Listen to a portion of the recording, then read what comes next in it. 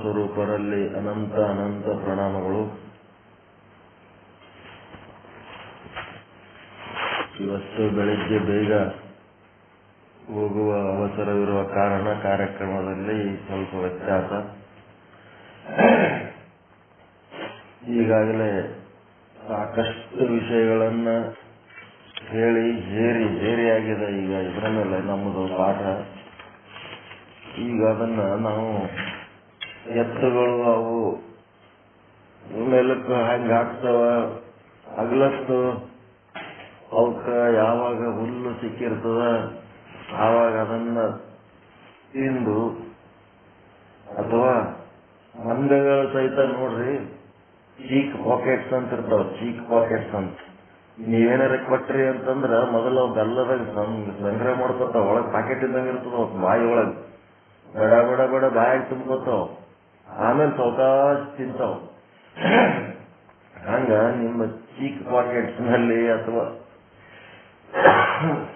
ಹೊಟ್ಟೆ ಒಳಗೆ ಸೇರಿದ ಒಂದು ಆಹಾರವನ್ನ ಮತ್ತೆ ವಾಪಸ್ ತಗೊಂಡು ಅವು ಮೆಲುದು ಮತ್ತೆ ತಿನ್ನೋದು, ಅವಕ್ಕೆ ಮೆಲುಕು ಹಾಕುವ ಒಂದು ವ್ಯವಸ್ಥೆ ಈ ಪಶುಗಳಿಗಿದ್ದ ಹಾಗೆ ನಾವು ಕೂಡ ಏನ್ ಮಾಡಬೇಕಾಗ್ತದ, ಈಗಾಗಲೇ ಶ್ರವಣ ಮಾಡಿದಂತ ವಿಚಾರಗಳನ್ನ ಮೆಲುಕು ಹಾಕಲಿಲ್ಲ ಅಂತಂದ್ರ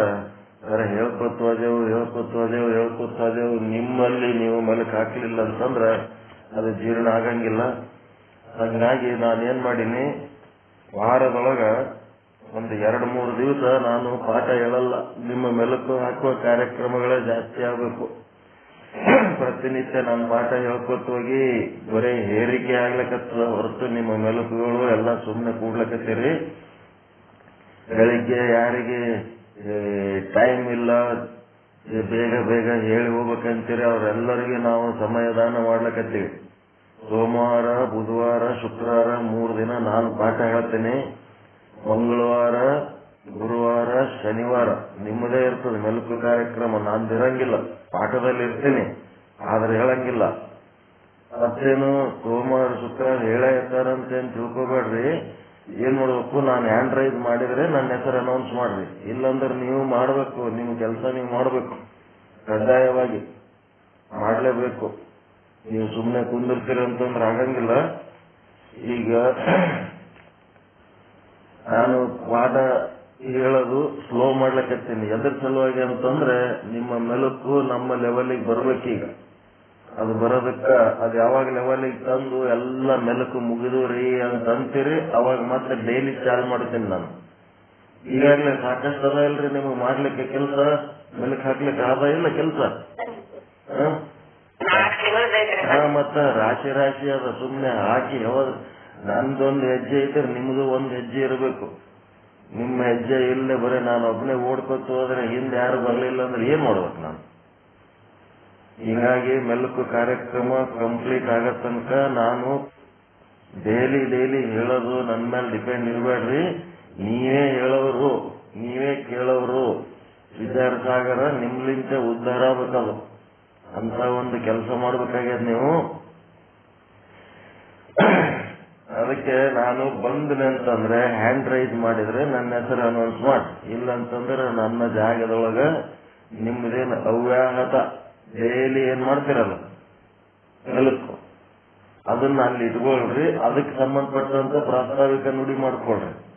ನಾನು ಹೇಳ್ತೀನಿ ಅಂತ ನಾನು ಹ್ಯಾಂಡ್ ರೈಸ್ ಮಾಡಿದೆ ಅಥವಾ ನಾನು ಹೇಳಿದ್ನಿ ಅಂತ ನಾನು ನಿಮಗೆ ಸೂಚನೆ ಕೊಟ್ಟಿನಿ ಅಂದ್ರೆ ಬರ್ತೀನಿ, ಇಲ್ಲ ಅಂತಂದ್ರೆ ನನ್ನ ಮೇಲೆ ಏನೂ ಡಿಪೆಂಡ್ ಇರಬಾರ್ದು. ನಾನು ಮಾಡ್ಬೇಕಾಗಿದ್ದು ಸಾಕಷ್ಟು ಮಾಡೀನಿ. ಇನ್ನ ಒಂದು ವರ್ಷ 6 ತಿಂಗಳು ಹೇಳ್ದೇವು ಅಂದ್ರೆ ಅದು ವಿಚಾರಸಾಗರ ಮುಗದೆ ಹೋಗ್ತದ. ನೀವು ಏನು ಮಾಡ್ಲಾರ್ದು ಹಂಗೆ ಕುಂದಿರ್ತೀರಿ. ಅದ್ರ ಸಲುವಾಗಿ ನಿಮ್ಗೆ ಟೈಮ್ ಕೊಡ್ಲಕತ್ತೀನಿ. ನಾ ಇರಂಗಿಲ್ಲ ಅಂತಲ್ಲ, ನಿಮ್ಮ ಪಾಠದಾಗಿರ್ತೀನಿ, ನಿಮ್ ಜೊತೆಗೆ ಇರ್ತೀನಿ. ಅದ್ರ ಆಕ್ಟಿವಿಟೀಸ್ ನಿಮ್ಮದು ಜಾಸ್ತಿ ಆಗ್ಬೇಕು. ನೀವೇನಾಗಿರಿ ನಿಷ್ಕ್ರಿಯ ಬ್ರಹ್ಮರಾಗ್ಲಕತ್ತೀರಿ, ಸ್ವಲ್ಪ ಸಕ್ರಿಯ ಆಗ್ಬೇಕು. ಓಕೆ, ಅವ್ರೇನು ಡೇಟ್ ಕೊಡ್ತಾರ ಅದನ್ನ ತಗೊಂಡು ಸರಿಯಾಗಿ ತಯಾರಾಗಿ ಹೇಳೋದು ಕೇಳೋದು ಮಾಡ್ರಿ. ಆಮೇಲೆ ಯಾರು ಮಾಡಂಗಿಲ್ಲ ಅವರು ಮಾಡ್ಲಿಕ್ಕೆ ಮನಸ್ಸು ಮಾಡ್ರಿ. ಮತ್ತೆ ನಾಗರತ್ನಮ್ಮ ಅವರು ಮಾಡಿಲ್ಲ ಇವ್ರು ಮಾಡಿಲ್ಲ ನೀವು ಅಜ್ಜಿ ಮಾಡ್ಕೋಬೇಡ್ರಿ, ಬೇಜಾರು ಮಾಡ್ಕೋಬೇಡ್ರಿ. ಯಾರು ಮಾಡೋರು ಮಾಡ್ತಾರ, ಪುಣ್ಯ ಬೇಕಲ್ಲ. ಆಫೀಸ್ಟ್ರಿಗೆ ಮಾಡ್ಬೇಕಂದ್ರೆ ಎಲ್ಲಿಂದ ಮಾಡ್ಲಿಕ್ಕಾಗ್ತದೆ? ಪುಣ್ಯವಂತರಿಗೆ ಅದು ಮಾಡಂತ ಕೆಲಸ. ಆಫೀಸ್ಟ್ರಿಗೆ ಪಾಪ ಅನುಭವಿಸೋದೇ ಒಂದು ದೊಡ್ಡ ಕೆಲಸ ಆದತ್ನಾಗ ಪುಣ್ಯ ಬೇಕಲ್ಲ. ಅದಕ್ಕೆಲ್ಲ ಸಮಯ ಕೊಡ್ಬೇಕಾದ್ರೆ ಪುಣ್ಯವಂತರಿಗೆ ಮಾತ್ರ ಸಾಧ್ಯ ಅದ. ನಾವು ಏನೇನೋ ಮಾಡ್ಬೇಕಂತೀವಿ, ಆ ಮಾಡೋ ಪುಣ್ಯ ನಮಗಿರಂಗಿಲ್ಲ. ಏನು ಮಾಡ್ಲಕ್ ಆಗಂಗಿಲ್ಲ ಅಂತ ಕುಂತಿರ್ತೀವಿ. ಕೆಲವೊಂದು ಕೆಲಸ ಆಗ್ತಾವ, ಅವು ಮಾಡೋ ಪುಣ್ಯ ನಮಗಿರ್ತದ. ಹೀಗಾಗಿ ನಾವೇನ್ ಮಾಡ್ಬೇಕು, ಯಾರ್ಯಾರ ಕಡೆಯಿಂದ ಏನೇನ್ ಮಾಡ್ಲಕ್ ಸಾಧ್ಯ ಅದ ಮಾಡ್ತಿರ್ತಾರ. ಡೈಲಿ ಮೆಲುಕು ಕಾರ್ಯಕ್ರಮ ನಾವೇ ಮಾಡಿದವರೇ ಮಾಡ್ಬೇಕೇನು ಅಂತಂದ್ರ ನೀವು ಯಾರು ದುಡಿತೀರಿ ಅವ್ರು ಪಡಿತೀರಿ. ಮಾಡಿದವರೇ ಮಾಡ್ಬೇಕೇನು ಅನ್ನೋದು ಯಾರು ಅಜ್ಜಿ ಮಾಡ್ಕೊಂಡು ನಾವೇ ಮಾಡ್ಲಕತ್ತೀವಿ ಯಾರು ಮಾಡಲಾಗ್ಯಾರ ಅಂತ ಏನ್ ಅನ್ಲಕ್ ಹೋಗ್ಬೇಡ್ರಿ. 4-8 ಮಂದಿ ಏನ್ ಮಾಡ್ಲಕತ್ತೀರಿ ಮಾಡಿ. ಮತ್ತೆ ಒಬ್ಬರೇ ಮಾಡ್ತಿದ್ರ ಮಾಡ್ರಿ, 10 ಮಂದಿ ಮಾಡ್ತಿದ್ರ ಮಾಡ್ರಿ. ಎಲ್ಲರೂ ಕೂಡಿ ಎಷ್ಟು ಜಲ್ದಿ ಮಾಡ್ತೀರಿ ಅಷ್ಟು ಜಲ್ದಿ ಅವು ಮುಗಿತಾವ. ಆಯ್ತು, ನಮ್ ಸಂಗಟಕ್ಕೆ ಹೋಗ್ಬೇಕು, ನಮ್ ಲೆಕ್ಕಕ್ಕೆ ಬರ್ಬೇಕು. ಬಂದ್ರಿ ಅಂತಂದ್ರೆ ಆಯ್ತ್ರಿ, ಎಲ್ಲ ಮೆಲುಕುಗಳು ಮುಗಿದವ, ಎಲ್ಲ ಚೆನ್ನಾಗಿ ಆಯ್ತು ಅಂತಂದ್ರೆ ಮತ್ತೆ ಮುಂದೆ ಡೈಲಿ ನಾನು ಸ್ಟಾರ್ಟ್ ಮಾಡ್ತೇನೆ. ಯಾಕಂದ್ರೆ ನಾನು ಒಬ್ಬನೇ ಬಹಳ ಮುಂದೆ ಹೋಗ್ಬಿಟ್ಟೀನಿ. ಈಗ ನೀವು ಬಹಳ ಹಿಂದೆ ಬಿದ್ದುಬಿಟ್ಟಿರಿ. ಅದಕ್ಕೆ ನನ್ನ ಸಮಯ ಕೂಡ ಪ್ರತಿನಿತ್ಯ ಸುಮಾರು ಅರ್ಧ ತಾಸಿನಿಂದ 45 ನಿಮಿಷದ ಸಮಯ ಕೊಟ್ಟನೆ ಅಂತಂದ್ರೆ ಮೆಲುಕು ಫಾಸ್ಟ್ ಆಗ್ತದಲ್ರಿ. ಸಾಧ್ಯ ಇಲ್ಲ, ಇನ್ನ ಜಾಸ್ತಿ ಟೈಮ್ ಕೊಟ್ರೆ ಎಲ್ಲ ಜಲ್ದಿ ಮುಗಿಸಕ್ಕ ಮಾಡ್ಬೇಕು. ಅವರು ಪ್ರಯತ್ನ ಮಾಡ್ಬೇಕು. ನಾನು ಬರ್ತೀನಿ ಸಮಯ ಸಿಕ್ಕಾಗ ಬಂದು ಡೈಲಿ ನಾನು ಹೇಳಿ ಏನಾಗ್ಯದ. ಒಂದು ನಿಮ್ಮ ಮೆಲುಕಿಂದ ಇನ್ನೊಂದು ಡಾಕ್ಟರ್ ಮಾತಾಡ್ಬೇಡ ಗಪ್ಪಿರು ಅಲ್ಲಕತ್ತಾರ. ನನಗೆ ಪೂರ್ತಿ ಎದಿ ಹೊಟ್ಟೆ ಗಂಟ್ಲ ಎಲ್ಲ ಜಗ್ಲಕತ್ತದ. ಏನೋ ಮಾತಾಡಿದ್ಮೇಲೆ ಇಡೀ ದಿನ ನನಗೆ ತ್ರಾಸ ಆಗ್ಲಕತ್ತದ.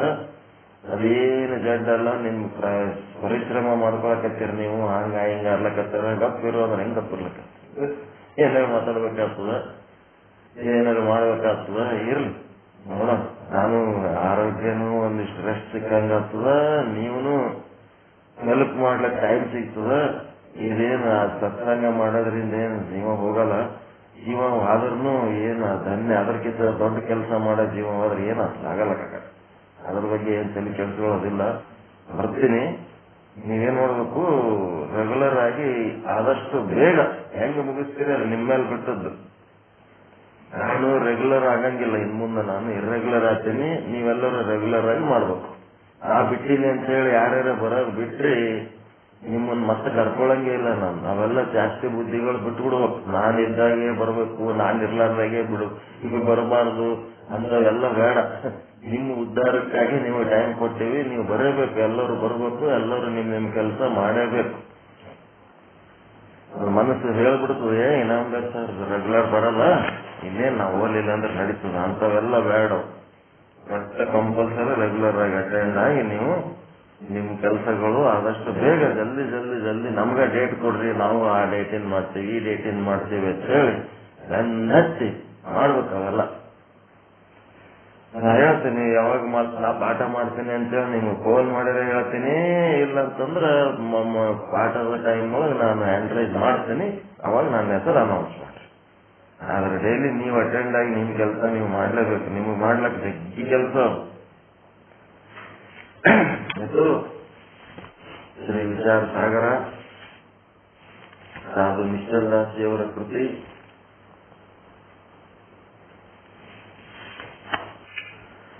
ನಾಲ್ಕನೇ ತರಂಗ ತತ್ವದೃಷ್ಟಿಗೆ ಉತ್ತಮ ಅಧಿಕಾರಿಗೆ ಸಾಧು ಮಿಸ್ಟರ್ ದಾಸಿಯವರ ಉಪದೇಶ ನಡೆದದ. ಅದರೊಳಗ 124ನೇ ವಿಷಯಾಂಕ ರಜ್ಜುವಿನಲ್ಲಿ ಸರ್ಪವು ಹೇಗೆ ತೋರುತ್ತಿದೆ ಅನ್ನೋದು ಒಂದು ದೃಷ್ಟಾಂತ ಸರಿಯಾಗಿ ತಿಳಿದ್ರ ರಾಷ್ಟ್ರಾಂತ ಚೆನ್ನಾಗಿ ತಿಳಿತದ. ಅದರ ಸಲುವಾಗಿ ನಮಗೆ ರಜ್ಜುವಿನಲ್ಲಿ ಹೇಗೆ ತೋರ್ತದ. ಆತ್ಮದ ಅಜ್ಞಾನದಿಂದ ನಾನು ಆತ್ಮ ಸ್ವರೂಪಾದಿನಿ, ಬ್ರಹ್ಮ ಭಿನ್ನ. ಎಂತ ಬ್ರಹ್ಮ ಭಿನ್ನ? ಯಾಕೆ ಬರಿತೀವಿ ನಾವು ಶುದ್ಧ ಬ್ರಹ್ಮ ಅಂತಂದ್ರೆ ಚತುರ್ಮುಖ ಬ್ರಹ್ಮ, ಕಶ್ಯಪ ಬ್ರಹ್ಮ ಅಂತೇಳಿ ಪೌರಾಣಿಕ ದೇವತೆಗಳದು ಜಗ್ಗಿಯ ಬ್ರಹ್ಮಂದ ಲಿಸ್ಟ್ ಭಾರಿ ದೊಡ್ಡ ಲಿಸ್ಟ್ ಅದು. ಅವೆಲ್ಲ ಏನದವ ಪೌರಾಣಿಕ ಕಾಲ್ಪನಿಕ ದೇವತೆಗಳವೆಲ್ಲ. ಅವು ಯಾವ ಇಲ್ಲದು ಇದ್ದಂಗ ಕತಿ ಬರ್ದೀನಿ ಅಂತೇಳಿ ವ್ಯಾಸ ಮಹರ್ಷಿಗಳೇ ಹೇಳ್ಯಾರ. ಅವೆಲ್ಲ ಕಾಲ್ಪನಿಕ ದೊಡ್ಡ ಜನರಿಗೆ ತಿಳಿಲಕ್ಕಂತೇಳಿ ಮಾಡಿದ್ದು ಅದು. ಅದಕ್ಕೆ ನಾವಿಲ್ಲೇನು ಹೇಳೋದು, ಬ್ರಹ್ಮಜ್ಞಾನಿಗಳಿಗಾಗಿ ಯಾವುದು ಚೈತನ್ಯ ಅದ ಅದೇ ಶುದ್ಧ ಬ್ರಹ್ಮ.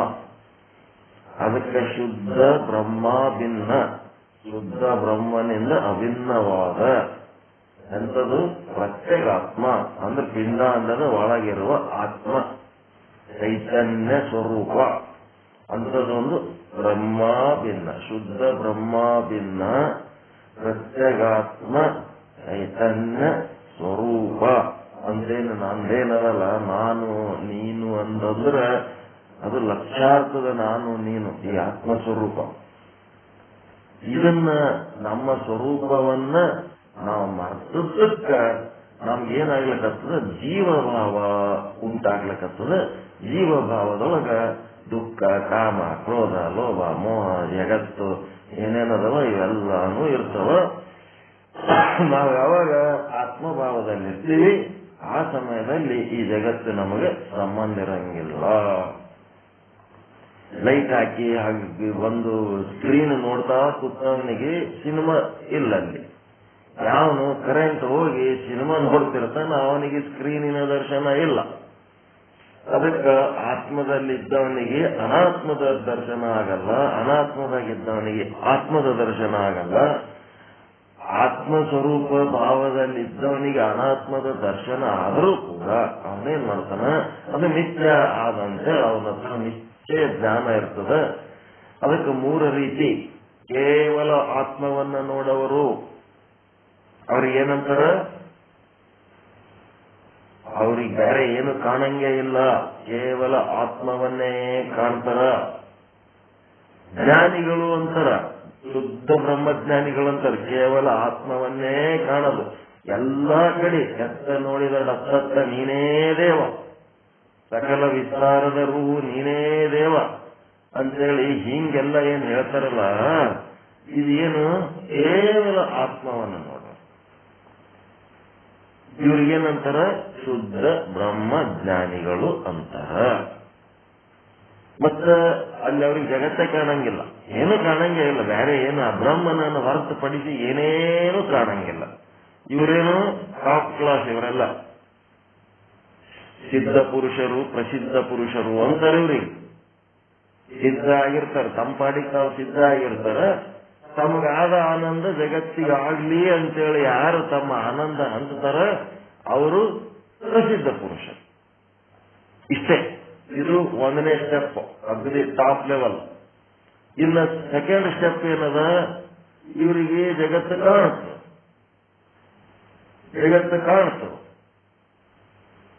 ಜಗತ್ತಿನ ಸುಖ ದುಃಖಗಳು ಅನುಭವಿಸ್ತಿರ್ತಾರೆ, ಎಲ್ಲ ಇರ್ತದೆ. ಇದ್ರೆ ಇವ್ರಿಗೇನಂತಾರ, ಇದು ಮಿಥ್ಯ ಅಂತಾರ. ಇವ್ರಿಗೇನಂತಾರ, ಈ ರೀತಿ ಇದ್ದವ್ರಿಗೆ ಮುಮುಕ್ಷುಗಳು ಅಂತ. ಮುಮುಕ್ಷುಗಳಿಗೆ ಜಗತ್ತಿನ ಸುಖ ದುಃಖ ಎಲ್ಲರಿಗೂ ಸಂಸಾರ ಇದ್ದಂಗ ಇವರಿಗೆ ಇರ್ತದ. ಅವ್ರ ತಲೆ ಒಳಗ ಕರೆಕ್ಟ್ ಆಗಿ ನೆನಪಿರ್ತದ, ಇದೆಲ್ಲ ಮಿಥ್ಯ, ದುಃಖ ಬಂದ್ರು ಮಿಥ್ಯ, ಸುಖ ಬಂದ್ರು ಮಿಥ್ಯ, ಆನಂದ ಸ್ವರೂಪ. ಆದ್ರೆ ಎಲ್ಲ ಕಡೆ ಆತ್ಮ ನೋಡಂತವ್ರು ಭಾಗ್ಯ ಇನ್ನ ಅವ್ರಿಗೆ ಇರಂಗಿಲ್ಲ. ಆತ್ಮ ಅನಾತ್ಮ ಎರಡೂ ಕಾಣ್ತಿರ್ತಾವ, ಆದ್ರೆ ಅನಾತ್ಮವನ್ನ ಮಿಥ್ಯ ಅಂತ ತಿಳ್ಕೊಂಡಿರ್ತಾರ. ಕೇವಲ ಆತ್ಮವನ್ನೇ ಕಂಡು ಅನಾತ್ಮ ದರ್ಶನವೇ ಇಲ್ಲದಂತವರಿಗೆ ಶುದ್ಧ ಬ್ರಹ್ಮಜ್ಞಾನಿಗಳಂತಾರ. ಯಾರು ಅನಾತ್ಮ ದರ್ಶನ ಆಗ್ಲಿಕ್ಕತ್ತದ, ಅನಾತ್ಮದ ಸುಖ ದುಃಖ ಆಗ್ಲಿಕ್ಕತ್ತದ, ಅವ್ರಿಗೇನಂತಾರ, ಇದು ಮಿಥ್ಯ ಅಂತ ಯಾರು ತಿಳ್ಕೊಂಡಿರ್ತಾರ ಅವರಿಗೆ ಮುಮುಕ್ಷುಗಳು ಅಂತಾರೆ. ವ್ಯತ್ಯಾಸ ತಿಳಿಲಕತ್ತದ ಹೇಳಿದ್ದು.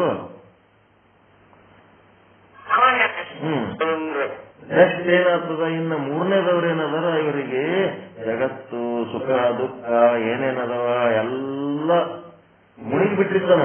ಅದ್ರ ಮುನಿಗಿ ಆ ಸುಖನೇ ಸತ್ಯ ದುಃಖನೇ ಸತ್ಯ ಅಂತೇಳಿ ತನ್ನ ಆತ್ಮದ ಸ್ವರೂಪವನ್ನ ಮರೆತಿರ್ತಾನಲ್ಲ, ಅವನೇನಪ್ಪ ಅಂದ್ರೆ ಅಜ್ಞಾನಿ ಅಂತಾರ ಅವನಿಗೆ. ಯಾಕಂದ್ರೆ ಆತ್ಮಜ್ಞಾನ ಇರಂಗಿಲ್ಲ ಅವನಿಗೆ. ಅವ ಅಜ್ಞಾನಿ ಅಂತಂದ್ರ ಏನು ಹುಟ್ಟತ್ಲೆ ಅಜ್ಞಾನಿನೇ, ಅವನಿಗೆ ಆತ್ಮಜ್ಞಾನ ಇಲ್ಲದಕ್ಕೆ ಅಜ್ಞಾನಿ ಅಷ್ಟೇ, ಅಜ್ಞಜೀವಿ. ಅದಕ್ಕೆ ಅಜ್ಞಾನಿಗೆ ಜಗತ್ತು ಸತ್ಯ, ಅಜ್ಞಾನಿಗೆ ಜಗತ್ತು ಪ್ರತೀತಿನೂ ಅದ ಮತ್ತ ಸ್ಥಿತಿನೂ ಅದ, ಎಲ್ಲನೂ ಅದ. ಎರಡೂ ಅವನಿಗೆ ಸತ್ಯ ಅನ್ನಿಸ್ತಾವ. ಪ್ರತೀತಿನೂ ಸತ್ಯ, ಸ್ಥಿತಿನೂ ಸತ್ಯ, ಸುಖ ದುಃಖನೂ ಇರುತ್ತೆ. ಆದ್ರೆ ಇವನಿಗೇನದ, ಮುಮುಕ್ಷುವಿಗೆ ಜಗತ್ತು ಪ್ರತೀತಿ ಆಗ್ಲಿಕ್ಕತ್ತದ. ಹೆಂಗ ವ್ಯಾವಹಾರಿಕವಾಗಿ ಆಗ್ಲಿಕ್ಕತ್ತದ, ಆದ್ರ ಪಾರಮಾರ್ಥಿಕವಾಗಿ ಇದು ಇಲ್ಲ ಅಂತ ತಿಳ್ಕೊಂಡನ. ಇದು ವ್ಯಾವಹಾರಿಕ ಜಗತ್ತು, ಇದು ಮಿಥ್ಯವಾದ ಜಗತ್ತು. ಬ್ರಹ್ಮಜ್ಞಾನದಿಂದ ಇದೇನಾಗ್ತದ, ಬಾಧೆಗೊಳಗಾಗ್ತದ, ಈ ಜಗತ್ತು ಇಲ್ಲದಂಗಾಗ್ತದ. ಬ್ರಹ್ಮಜ್ಞಾನದಿಂದ ಇದು ಈ ತರ ಎಲ್ಲ ಆಗ್ತದಂತೆ ನಾವು ಬ್ರಹ್ಮಜ್ಞಾನ ಸಾಧನೆ ಮಾಡಿ ಈ ಜಗತ್ತನ್ನ ಕಾಣುವ, ಜಗತ್ತಿನ ಅನುಭವಗಳನ್ನ ಏನ್ ಅನುಭವಿಸ್ತಿರ್ತಾನ ಆ ದೃಶ್ಯಗಳನ್ನ, ಆ ಅನುಭವಗಳನ್ನ ಕಡಿಮೆ ಮಾಡ್ಕೋತ ಅವ ಏನ್ ಮಾಡ್ತಾನೆ, ಕೇವಲ ಆತ್ಮವನ್ನೇ ಕಾಣುವ ಪ್ರಯತ್ನದಲ್ಲಿ ಏನಿರ್ತಾನಲ್ಲ ಅವ ಮುಮುಕ್ಷು ಅಂತಾರ. ಅವನಿಗೆ ಟ್ರೈ ಮಾಡ್ತಿರ್ತಾನ. ಅವನಿಗೆ ಗೊತ್ತಿರ್ತದೆ ಸುಳ್ಳದ, ಇದು ಯಾಕೆ ನನಗೆ ಬಂದು ಮೂಲ ಆಗ್ತದ, ಮೇಲ ಸುಳ್ಳು ವಸ್ತು, ಸುಳ್ಳು ವಿಷಯ, ಸುಳ್ಳು ಸುಖ, ಸುಳ್ಳು ದುಃಖ ಬರ್ತದ, ಅನುಭವಿಸ್ತಿರ್ತಾನ. ಇದು ಸುಳ್ಳು ಅನ್ನಿಸ್ತದ, ಅನುಭವಿಸ್ತಾನೆ ಸುಳ್ಳು ಅನ್ನಿಸ್ತದ. ಅದಕ್ಕಿದು ಸುಳ್ಳು ಬಂದದ ನಾನು ಅನ್ನೋದು ಗೊತ್ತಾಗಿ ಅವನು ಒಟ್ಟ ಸುಳ್ಳು ಬಂದ ಹುಷಾರಾಗಿದ್ದು ಕೇವಲ ಆತ್ಮವನ್ನೇ ನೋಡುವಂತ ಪ್ರಯತ್ನ ಮಾಡಕ್ಕ ಒಂದು ಸಾಧನೆ ನಡೆದಿರ್ತದ. ಅವನಿಗೆ ಮುಮುಕ್ಷು ಅಂತಾರ. ಅವನೇ ಏನದನ, ಇದಕ್ಕೊಂದು ರಾ ಮಟೀರಿಯಲ್ ಇದ್ದಂಗ ನಾವು ಮುಂದೆ ಬ್ರಹ್ಮಜ್ಞಾನಿ ಆಗೋದಕ್ಕೆ. ನೆಕ್ಸ್ಟ್, ಆತ್ಮ ಬಿಟ್ರೆ ಮತ್ತಿನ್ನೇನೂ ಕಾಣಂಗಿಲ್ಲ ಅವನಿಗೆ. ಯತ್ರ ಯತ್ರ ಮನೋವ್ಯಾಪಿ ತತ್ರ ತತ್ರ ಬ್ರಹ್ಮದರ್ಶನ. ಅವನೇನ ಶುದ್ಧ ಬ್ರಹ್ಮಜ್ಞಾನಿ ಅವನು. ಎಲ್ಲ ಒಟ್ಟು ಬಿಚ್ಚಿಟ್ಬಿಟ್ಟಿವಿ ಈಗ ನಾವು. ಇಷ್ಟೆಲ್ಲ ಬಿಚ್ಚಿಟ್ಮೇಲೆ ಇನ್ನ ಹೇಳಕ್ಕೆ ಏನದ, ಸುಮ್ ಹೇಳಿದ್ದೆ ಹೇಳ್ಕೊತ್ ಕತೆ ಹೇಳ್ಕೊತ್ ಕುಂದ್ರಬೇಕಾಗ್ಯದ. ಈಗ ನಾವು ಈ ಕತೆ ಹೇಳ್ಕೊತ್ ಕುಂದ್ರದೇನು ಇವಾಗ ಹೇಳಿದ್ರೆ ಏನಾಗ್ತದ, ನಾಳೆಗೆ ಹೇಳಿದ್ರೆ ಏನಾಗ್ತದ, ನಾಡ್ದು ಹೇಳಿದ್ರೆ ಏನಾಗ್ತದ. ನಿಮ್ಗೆ ಹೇಳ್ಬೇಕಾದ ವಿಷಯ ಸಂಪೂರ್ಣ ಹೇಳಾಗ್ಯದ. ಈಗ ಇಷ್ಟೆಲ್ಲ ಹೇಳಿದ್ಮೇಲೆ ಅವ್ರು ಏನ್ ಮಾಡ್ಯಾರ, ಈಗ ನೀವು ಹೇಳಿದ್ರಿ ಖರೆ, ಎಲ್ಲ ಸರಿ, ದೃಷ್ಟಾಂತ ದ್ರಾಷ್ಟಾಂತ ಎಲ್ಲಾನು ಹೇಳ್ಕೊತ ಬಂದ್ರಿ. ಆದ್ರೆ ಇನ್ನೂ ಸ್ವಲ್ಪ ನನಗ ಸಮಸ್ಯೆ ಏನದ ಅಂತಂದ್ರೆ, ಈ ಹಗ್ಗ ಮತ್ತು ಹಾವಿನ ದೃಷ್ಟಾಂತ ನೀವೇನ್ ಹೇಳಿರಲ್ಲ ಒಂದೇ ರೀತಿ ನೀವು ಅನಿರ್ವಚನೀಯ ಅಂತೇಳಿ ಹೇಳಿಬಿಟ್ರಿ. ಆದ್ರೆ ಇದು ಏನಾಗ್ಯದ, ಹಗ್ಗ ಮತ್ತು ಹಾವಿನ ದೃಷ್ಟಾಂತ ಇನ್ನ 4 ಮಂದಿ 4 ರೀತಿ ಹೇಳ್ಯಾರಪ್ಪ. 4 ಕಥೆ ಹೇಳ್ಯಾರ. ಆ 4 ಕಥೆಗಳನ್ನ ನಾನು ಪರಿಗಣಿಸ್ಬೇಕು, ಏನಿದು ಒಂದೇ ಕಥೆ ಅನಿರ್ವಚನೆ ಒಂದೇ ಪರಿಗಣಿಸ್ಬೇಕು ಅಂತ ಆ ಒಂದು ತತ್ವದೃಷ್ಟಿಯ ಪ್ರಶ್ನೆ. ಅವನು ಏನು ಸುಮ್ಮನೆ ಕೂತಿಲ್ಲ, ಬರೇ ದಿನ ಮುಂಜಾನೆ ಪಾಠ ಹೇಳಿದ್ದಷ್ಟೇ ಕೇಳಿ ಗಪ್ ಕುಂದಿರ್ಬೇಕಂತಿಲ್ಲ. ಅವನಿಗೆ ಯಾವಾಗಿದ ಟೇಸ್ಟ್ ಹಚ್ಚದ, ಹಚ್ಚಿದ ಮೇಲೆ ನಾವು ಏನ್ ಮಾಡೋಣ, ಈ ಬ್ರಹ್ಮಜ್ಞಾನಕ್ಕೆ ಸಂಬಂಧಪಟ್ಟಂತ ಇತರ ಗ್ರಂಥಗಳನ್ನು ಕಿತ್ತೆ ಹಾಕ್ಬೇಕನ್ನು ಎಲ್ಲ ಓದೇ ನಾವು ಓದಿದ್ದಕ್ಕೆ ಏನಾಗ್ಬಿಡ್ತು, ಅವನಿಗೆ ಡೌಟ್ ಚಾಲು ಆಗ್ಬಿಡ್ತು. ಡೌಟ್ ಚಾಲು ಆಗಿ ಏನ್ ಮಾಡ್ದ, ರಜ್ಜುವಿನಲ್ಲಿ ಸರ್ಪ ಹೇಗೆ ತೋರುತ್ತದೆ ಅಂತ ಹೇಳಂದ್ರೆ ನೀವು ಅನಿರ್ವಚನೀಯವಾಗಿ ತೋರುತ್ತದೆ, ಆತ್ಮದ ಒಂದು ವಿಸ್ಮೃತಿ, ಆತ್ಮಸ್ವರೂಪದ ವಿಸ್ಮೃತಿಯಿಂದ ತೋರುತ್ತದೆ ಅಂತ ಹೇಳಿದ್ರಿ. ಆದ್ರ ಅದ್ರ ಬಗ್ಗೆ ಇನ್ನ 4 ರೀತಿ ಜನ 4 ರೀತಿ ಬೇರೆ ಬೇರೆ ಹೇಳ್ಯಾರ. ಇದು ನಮ್ಮ ಸಮಸ್ಯೆ ಅದ ಅಂತ 48ನೇ ದೋಹ ಏನು, ಮಿಥ್ಯಾ ಸರ್ಪ ರಜ್ಜು ಮೇ ಜೈಸೋ ಭಾಕ್ಯೋ ಭವ ಆತ್ಮ ಮೇ ತೈತೆ. ಮಿಥ್ಯವಾದ ಸರ್ಪ ಹಗ್ಗದಲ್ಲಿ ಹೇಗೆ ತೋರುತ್ತದೆಯೋ ಹಾಗೆ ಏನ್ ಮಾಡ್ತದ, ಭವ ಅಂತಂದ್ರೆ ಏನು, ಜನನ ಜೀವನ ಮರಣ ಸಂಬಂಧಿ ದುಃಖ. ಭವ ಅಂತಂದ್ರ ಆ ಭವ ಆತ್ಮನೇ ಸೈತೆ, ಆತ್ಮದಲ್ಲಿ ಹಾಂಗ ಇದು ತೋರ್ತದ. ನಿತ್ಯವಾದ ಭವ ಸತ್ಯವಾದ ಆತ್ಮದಲ್ಲಿ ಹಿಂಗ ತೋರ್ತದ. ಕೈಸೆ ಸರ್ಪ ರಜ್ಜು ಮೇ ವಾಕ್ಯ ಏ ಸಂಶಯ ಮನಬುದ್ಧಿ ವಿನಾಶ. ಇದೇ ಒಂದಕ್ಕೊಂದು ಸಂಬಂಧ ಇಲ್ಲ. ಹಗ್ಗ ಎಲ್ಲಿ, ಹಾವೆಲ್ಲಿ, ಭವ ಎಲ್ಲಿ, ಶಿವ ಎಲ್ಲಿ. ಭವಕ್ಕ ಶಿವಕ್ಕ ಸಂಬಂಧ ಇಲ್ಲ, ಪೂರಾ ಅಪೋಸಿಟ್ ಕಂಪನಿ ಅದ ಆತ್ಮ ಅನಾತ್ಮಗಳು. ಹಗ್ಗ ಹಾವುಗಳು ಒಂದಕ್ಕೊಂದು ಸಂಬಂಧ ಇಲ್ಲ. ಬಟ್ ಒಂದ್ರಾಗ ಒಂದು ತೋರ್ತಾವ, ಅಂದ್ರೆ ಇದು ಹ್ಯಾಂಗ ತೋರ್ತಾವ ಅನ್ನೋದ್ರ ಬಗ್ಗೆ ಹೇಳ್ರಿ. ನೀವು ಅನಿರ್ವಚನೀಯ ಅಂತ ಹೇಳಿದ್ರಿ. ನಮಗ ಇನ್ನ ಒಂದು 4 ಮಂದಿ 4 ತರ ಹೇಳ್ಯಾರ. 125ನೇ ವಿಷಯಾಂಕದವನು ಕೂಡ ಆ ಪ್ರಶ್ನೆಯ ಅಭಿಪ್ರಾಯ ಏನು, ನಿನಗೆ ಹಗ್ಗ ಇದೆಲ್ಲ ಹೇಳಿದ್ಮೇಲ ಇನ್ನ ಏನ್ ಡೌಟ್ ನಿಂದಂತಾರ ಅವ್ರು ಎಲ್ಲ ತಿಳಿಸಿ ಹೇಳ್ಬಿಟ್ಟಿನಿ, ಇನ್ಯಾತರ ಡೌಟ್ ನಿಂದು, ಇನ್ನ ಡೌಟ್ ಅದಂದ್ರೆ ಏನದು, ಎಂತ ಡೌಟ್ ನಿಂದು ಅಂದಾಗ ನನ್ನ ಪ್ರಶ್ನೆ ಅಭಿಪ್ರಾಯ ಹಿಂಗದರಿ ಅಂತ ಹೇಳ್ತಾನ. ಏನು ಅಸತ್ಖ್ಯಾತಿ ಅಂತಂದದ ಪುನಿ ಮತ್ತು 49ನೇ ದೋಹ ಇದು. ಆತ್ಮಖ್ಯಾತಿ ಅಂತ ಇನ್ನೊಂದು ಕಡೆ ಓದ್ಕೊಂಡಿನಿ, ಮತ್ತ ಅನ್ಯತಾ ಖ್ಯಾತಿ ಅಂತ ಮತ್ತೊಂದು ಕಡೆ ಓದ್ಕೊಂಡಿನಿ, ಅಖ್ಯಾತಿ ಅಂತ ಹಿಂಗ 4 ರೀತಿ ಹಗ್ಗ ಹಾವಿನ ಕಥೆನ ಹೇಳ್ಯಾರವ್ರು ಎಲ್ಲ. ನಿಮ್ಮಂಗೆ ಹಗ್ಗ ಹಾವಿಂದ ಹೇಳ್ಯಾರ, ನೀವು ಒಬ್ರೇ ಅನಿರ್ವಚನೀಯ ಅಂತ ಹೇಳಿರಿ. ಉಳಿದವ್ರು ಹಿಂಗ 4 ಮಂದಿ 4 ತರ ಹೇಳ್ಯಾರ. ಸುನೆ ಚಾರಿ ಮತ ಭ್ರಮಕಿ ಧೌರ. ಈ ಭ್ರಮ ಆಗ್ಬಿಡ್ತದೆ. ಇದು ಈ 4 ರೀತಿ ಕೇಳಿ ಒಂದ್ ರೀತಿ ನಮಗ್ ಭ್ರಮ ಆಗ್ಬಿಡ್ತು. ಎಲ್ಲರೂ ಹಿಂಗ್ ಹೇಳಿದ್ರು, ಅವ್ರು ಹೇಳಿದ್ ಕರೆನೋ ಇವ್ರು ಹೇಳಿದ್ ಕರೆನೋ. ಮಾನು ಕೌನ್ ಕಹೋ ಇಹ ಚಾರ. ಮಾನು ಅಂತಂದ್ರೆ ಯಾವುದನ್ನ ಪರಿಗಣಿಸ್ಲಿ ನಾನು, ಅಸತ್ ಖ್ಯಾತಿ ಪರಿಗಣಿಸ್ಲ, ಆತ್ಮಖ್ಯಾತಿ ಪರಿಗಣಿಸ್ಲ, ಅನ್ಯತಾ ಖ್ಯಾತಿ ಪರಿಗಣಿಸ್ಲ, ಅಖ್ಯಾತಿ ಪರಿಗಣಿಸ್ಲ, ಅನಿರ್ವಚನೀಯ ಪರಿಗಣಿಸ್ಲ, ಯಾವುದನ್ನ ಪರಿಗಣಿಸ್ಲಿ ನೀ ಅಂತ ಕೇಳಿ. ಅದಕ್ಕೆ ನಾನು ಕೌನ ಹೇಳುದ್ರಾಗ ಯಾವುದನ್ನ ನಾನು ಪರಿಗಣಿಸ್ಲಿ. 49ನೇ ದೋಹ. ಎಲ್ಲಿ ಹಗ್ಗದಲ್ಲಿ ಹಾವು ಮತ್ತು ಚಿಂಪಿಯಲ್ಲಿ ಬೆಳ್ಳಿ ಅಧ್ಯಸ್ಥವಾಗಿ ತೋರುತ್ತದೆಯೋ, ಅಧ್ಯಾಸ ಅಧ್ಯಾಸ. ಈ ಭ್ರಮೆಗಳು ಅಲ್ಲಿ 4 ಮತಗಳಲ್ಲಿ ಅಂದ್ರೆ 4 ಪ್ರಕಾರಗಳಲ್ಲಿ ಕೇಳಿವೆ. ಚಿಂಪಿಯಲ್ಲಿ ಬೆಳ್ಳಿ ಏನ್ ಕೊಡೋದು, ಚಿಂಪಿಯಲ್ಲಿ ಬೆಳ್ಳಿ ಸುಖ ಕೊಡ್ತದೆ, ಹಗ್ಗದಲ್ಲಿ ಹಾವು ದುಃಖ ಕೊಡ್ತದೆ. ಅದಕ್ಕೆ ಅವೆರಡು ಇಟ್ಕೊಂಡರು.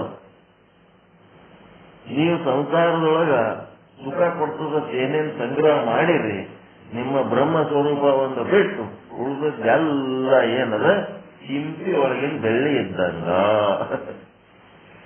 ಮತ್ತ ನೀವು ಸಂಸಾರದೊಳಗ ನಿಮಗೆ ಅನಾನುಕೂಲ ಆಗಿ ನೀವು ಏನೇನು ಹಚ್ಚಿರಿ, ನಿಮ್ಗೇನು ದುಃಖ ಕೊಟ್ಟದ ಅದೆಲ್ಲ ಎಂಥದ್ದು ಹಗ್ಗದೊಳಗೆ ಹಾವಿದ್ದಂಗ ಅಷ್ಟೇ. ಈ ಎರಡು ಯಾಕೆ ಸುಖ ದುಃಖ ಉಂಟಾಗತ್ತವಂತಂದ್ರೆ ನಿಮಗ ಸಮಸ್ಯೆ ಏನದಂದ್ರೆ ಶುದ್ಧ ಬ್ರಹ್ಮ ಸ್ವರೂಪದ ಮರೆವಾಗಿದ್ದ.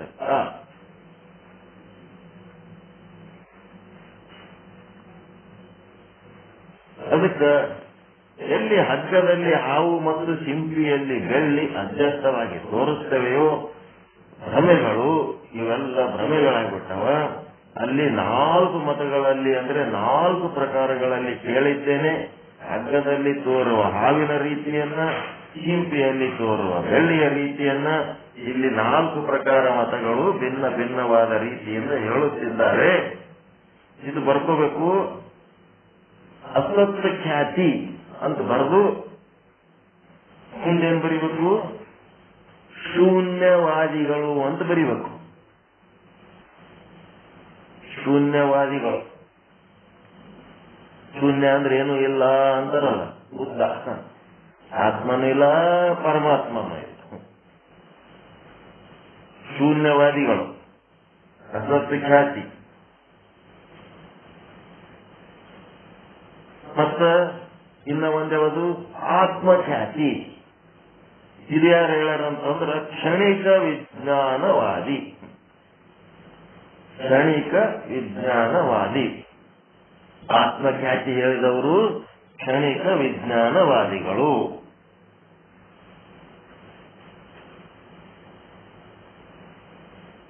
ಮುಂದ ಅನ್ಯತಾ ಖ್ಯಾತಿ.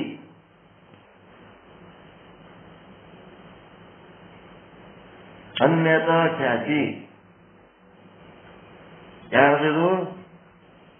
ನ್ಯಾಯಶಾಸ್ತ್ರ ಮತ್ತು ವೈಶೇಷಿಕ ಶಾಸ್ತ್ರಿಗಳು. ನ್ಯಾಯದ ಶಾಸ್ತ್ರಿ, ವೈಶೇಷಿಕ ಶಾಸ್ತ್ರಿಗಳು, ಇವರೆಲ್ಲ ಶಾಸ್ತ್ರಕಾರರು.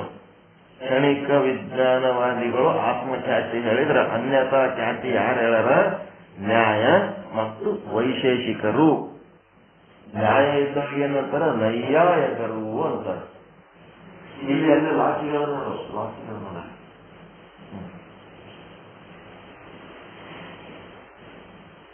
ನ್ಯಾಯ ಮತ್ತು ವೈಶೇಷಿಕರು ಅನ್ಯತಾ ಖ್ಯಾತಿ.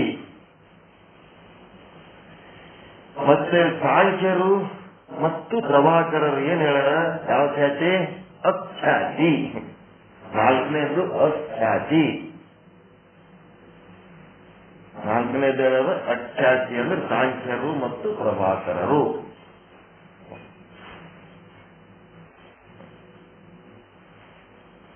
ಹೇಳ್ರಿ, ಯಾರ್ಯಾರು ಏನೇನ್ ಹೇಳ್ಯಾರ? ಇವ್ರೇನ್ ಸಣ್ಣವರಲ್ಲ, ಬಹಳ ಆಲೋಚನೆ ಮಾಡ್ಯಾರ. ಮೊದಲು ಯಾವುದೇ ಒಂದು ಕೆಲಸ ಮಾಡ್ಬೇಕಾದ್ರ ಹಿಂಗೆ ಇರ್ತಾವ. ಅವ್ರೇನ್ ಸಣ್ಣವರೆಲ್ಲ ಆಲೋಚನೆ ಮಾಡಿ ಮಾಡಿ ಮಾಡಿ ಅದು ಆಮೇಲೆ ಪರಿಪೂರ್ಣತೆ ಬಂದಾಗ ಏನಾಗ್ಯದ? ಅನಿರ್ವಚನೀಯ ಆಗ್ಯದ. ಎಲ್ಲರೂ ಅದೇ ಸತ್ಯದ ಸಂಶೋಧಕರ. ಇವರೆಲ್ಲ ಮಾಡಿದ್ದು ಸುಳ್ಳ, ಇವರೆಲ್ಲ ಮಾಡಿದ್ದು ಸುಳ್ಳ ಅಂತಾರ. ನೀವು ರೊಟ್ಟಿ ಮಾಡೋದು ಕಲ್ತಿರಲ್ಲ, ಫಸ್ಟಿನ ರೊಟ್ಟಿ ಹೆಂಗಿರ್ತದ ನಿಮಗೆ? ಮೊದಲಿನ ರೊಟ್ಟಿ ಹೆಂಗಿರ್ತದ್ರಿ? ಮೊದಲೊಂದು ರೊಟ್ಟಿ ಮಾಡಿರ್ತಾರಲ್ಲ ಫಸ್ಟಿಗೆ, ನೀವು ಮಾಡಿದ್ರೆ ನಿಮ್ಗೆ ತಿನ್ನಕ್ ಬರಂಗಿಲ್ಲ ಅಂತ ರೊಟ್ಟಿ ಇರ್ತದೆ. ಒಲ್ಲಂತ ತಿನ್ನ ಮಾಡಿದ್ರೆ ನೀನ್ ರೊಟ್ಟಿ ತಿನ್ನಂತಿರ್ತಾರ. ವಲ್ಲಪ್ಪ ನೀ ಮಾಡಿದ್ ಕೊಡೋತ್ತವ್ರ ಹೋಗ್ತಿರ್ತಾರ. ಹಂಗ ಇವೇನದವ? ಯಾರು ಇವ್ರು ಸಣ್ಣವರಲ್ಲ, ಸತ್ಯ ಸಂಶೋಧಕರೇ ಅದಾರ. ಇವರೆಲ್ಲರ ಬಗ್ಗೆ ಗೌರವನೇ ಇರ್ಬೇಕು. ಇವರೆಲ್ಲರೂ ಯಾವ ರೀತಿ ಪ್ರಯತ್ನ ಮಾಡ್ಯಾರ, ಅವ್ರು ಪ್ರಯತ್ನ ಮಾಡಿದ್ದಕ್ಕೆ ನಮ್ಗೆ ಇವತ್ತಿನ ದಿವಸ ಇಂಥ ಒಂದು ನಿಜವಾದ ಸತ್ಯ ಕೈಗೆ ಒಂದು ಮುಟ್ಟ್ಯಾರ. ಈಗ ಬೆಂಗಳೂರಿಗೆ ಹೋದ್ರೆ ಅಂತಂದ್ರೆ ವಿಧಾನಸೌಧ ಎದರ ಒಂದು ಕಬ್ಬನ್ ಪಾರ್ಕ್ ಅಂತ.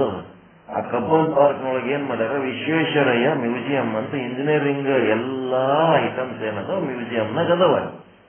ಆ ಮ್ಯೂಸಿಯಂನಾಗ ಏನ್ ಮಾಡ್ಯಾರ?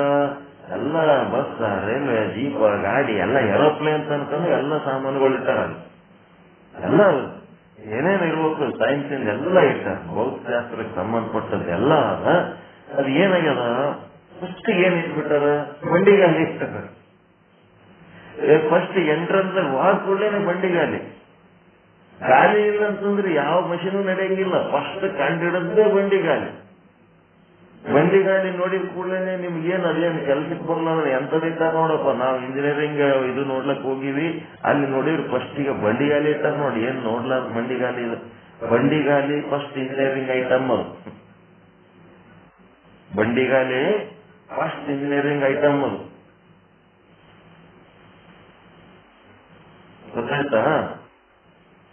ಮತ್ತ ನಿಮ್ ಮರ್ಯಾದೆ ಮಾನ ಮರ್ಯಾದೆ ಅಂತಿರ್ತೀರಲ್ಲ, ಅದೇನದು ಉಡ್ದಾರ ಫಸ್ಟ್ ಇಂದು ಮರ್ಯಾದೆ ಐಟಮ್ ಅದು. ಮೈ ಮೇಲೆ ಯಾವ ಬಟ್ಟೆ ಲೂಸ್ ಆದ್ರೂ ಸುಮ್ಮನೆ ತಡ್ಕೊತೀರಿ. ಪಂಕದಾಗ ಲಾಡಿ ತಗ್ಲಾಯ್ತು ಅಂತಂದ್ರ, ಬೆಲ್ಟ್ ತಗ್ಲಾಯ್ತು ಅಂತಂದ್ರ, ಪ್ಯಾಂಟ್ ಇಳಿಲಕ್ಕ ಅಂತಂದ್ರ ಫಸ್ಟ್ ಟೆಕ್ಸ್ಟೈಲ್ ಅದು, ಫಸ್ಟ್ ಡ್ರೆಸ್ ಅದು. ಆ ಡ್ರೆಸ್ ಲಿಂದ ಮುಂದಿನ ಗಟ್ಟಿಯಾಗಿರ್ತದೆ, ಹೌದಾ ಇಲ್ಲ? ಲುಂಗಿ ಯಾರು ಕಟ್ಕೋರಿ, ಪ್ಯಾಂಟ್ ಯಾರು ಹಾಕೋರಿ, ಸೀರೆ ಯಾರು ಉಟ್ಕೋರಿ, ಲಂಗ ಯಾರು ಇಟ್ಕೋರಿ, ಏನಾರು ಉಟ್ಕೋರಿ, ಒಳಗೊಂದು ಗಟ್ಟಿಯಾಗಿ ಕಟ್ಕೊಂಡಿರ್ತಾರೆ ಅನ್ನೋದು ಫಸ್ಟ್ ಟೆಕ್ಸ್ಟೈಲ್ ಅದು. ಅದಾದ್ಮೇಲೆ ಉಳಿದು ಎಲ್ಲ ಮ್ಯಾಲ ಲಳಂಗ್ ಏನಾರ ಹಾಕೋತೀರಿ, ಅದ್ರ ಫಸ್ಟ್. ಹಂಗ ಇದೇನದ, ಇವರೆಲ್ಲ ಫಸ್ಟ್ ಆ ಸತ್ಯವನ್ನು ಕಂಡುಹಿಡಿಬೇಕಾದ್ರ ಹೆಂಗ ಪ್ರಯತ್ನ ಮಾಡ್ಯಾರ ಅನ್ನೋದ್ರ ಬಗ್ಗೆ ಅದ ಇದು. ಈಗ ಯಾರ್ಯಾರು ಏನೇನ್ ಹೇಳ್ರಿ 4 ಮಂದಿ ಮಹಾತ್ಮರು.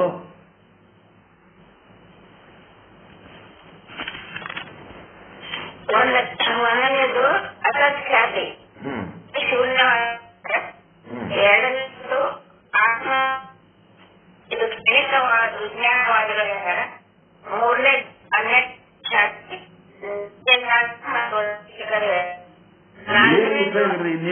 ಇಲ್ಲ, ನಿಮಗ್ ಕೇಳಿಸ್ಲಕ್ಕತ್ತದಿಲ್ಲ ನೀವು ಹೇಳೋದು. ಹೆಂಗ ನಿಮ್ಗೆ ಕೇಳಿಸ್ಲಕ್ಕತ್ತಿಲ್ಲ ಹೇಳಕತ್ತಿದ್ದು? ನಿಮ್ ಸೌಂಡ್ ನಿಮ್ಗೆ ಅದು ಹೆಂಗ್ ಕೇಳಕತ್ತದ? ಎಲ್ಲರಿಗೆ ಅನಿಸ್ತದ ಇಲ್ಲ? ಈಗ ಎಲ್ಲಾನು ಹೇಳ್ತೀನಿ ಅಂತೀರಿ. ಇದು ಏನ್ ಮಾಡ್ಬೇಕು ನಾವು? ಹಿಂಗ ಎಲ್ಲರಿಗೂ ತೊಂದರೆ ಆಗ್ಲಕ್ಕತ್ತದ ನಿಮ್ ನೆಟ್ವರ್ಕ್ ಅಂತ. ಉಳಿದವ್ರಿಗೆ ಯಾಕೆ ತಪ್ಪಿಸ್ತೀರಿ? ಬೇರೆಯವ್ರು ಮಾತಾಡ್ರಿ, ಏನು ಉಪಯೋಗ ಇಲ್ಲ ನೀವು ಮಾತಾಡೋದು. ಎಲ್ಲವೂ ಮಾಡೇನಂತೀರಿ, ನೆಟ್ವರ್ಕ್ ಸರಿಗಿಲ್ಲ. ಅದಕ್ಕೆ ಏನ್ರಿ ಸುಧಾರಣೆ ಮಾಡ್ಕೊಳ್ರಿ. ಬೇರೆಯವ್ರು ಮಾತಾಡ್ರಿ, ಬರ್ಕೊಂಡಿರ ಇಲ್ಲ? ಎಲ್ಲನೂ ಅವರೇ ಮಾಡ್ಬೇಕಂತ ಏನದ?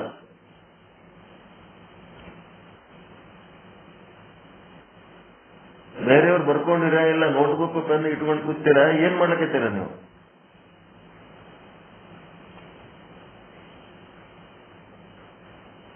ಬಂದ್ ಮಾಡ್ಕೊಂಡು ಹೋಗ್ಬಿಡ್ತೀನಿ ನಾನು. ಇವೆಲ್ಲ ಒಂಥರ ನಿಮ್ಮದು ದರಿದ್ರ ವಾತಾವರಣ ಇತ್ತಂದ್ರೆ ಆಗಂಗಿಲ್ಲ. ಇದು ಪೆನ್ನು ಕಾಪಿ ತಗೊಂಡು ಬರ್ಕೊಂಡು ಅಂತ ಹೇಳಕತ್ತಿಲ್ಲ ಎಲ್ಲರಿಗೆ.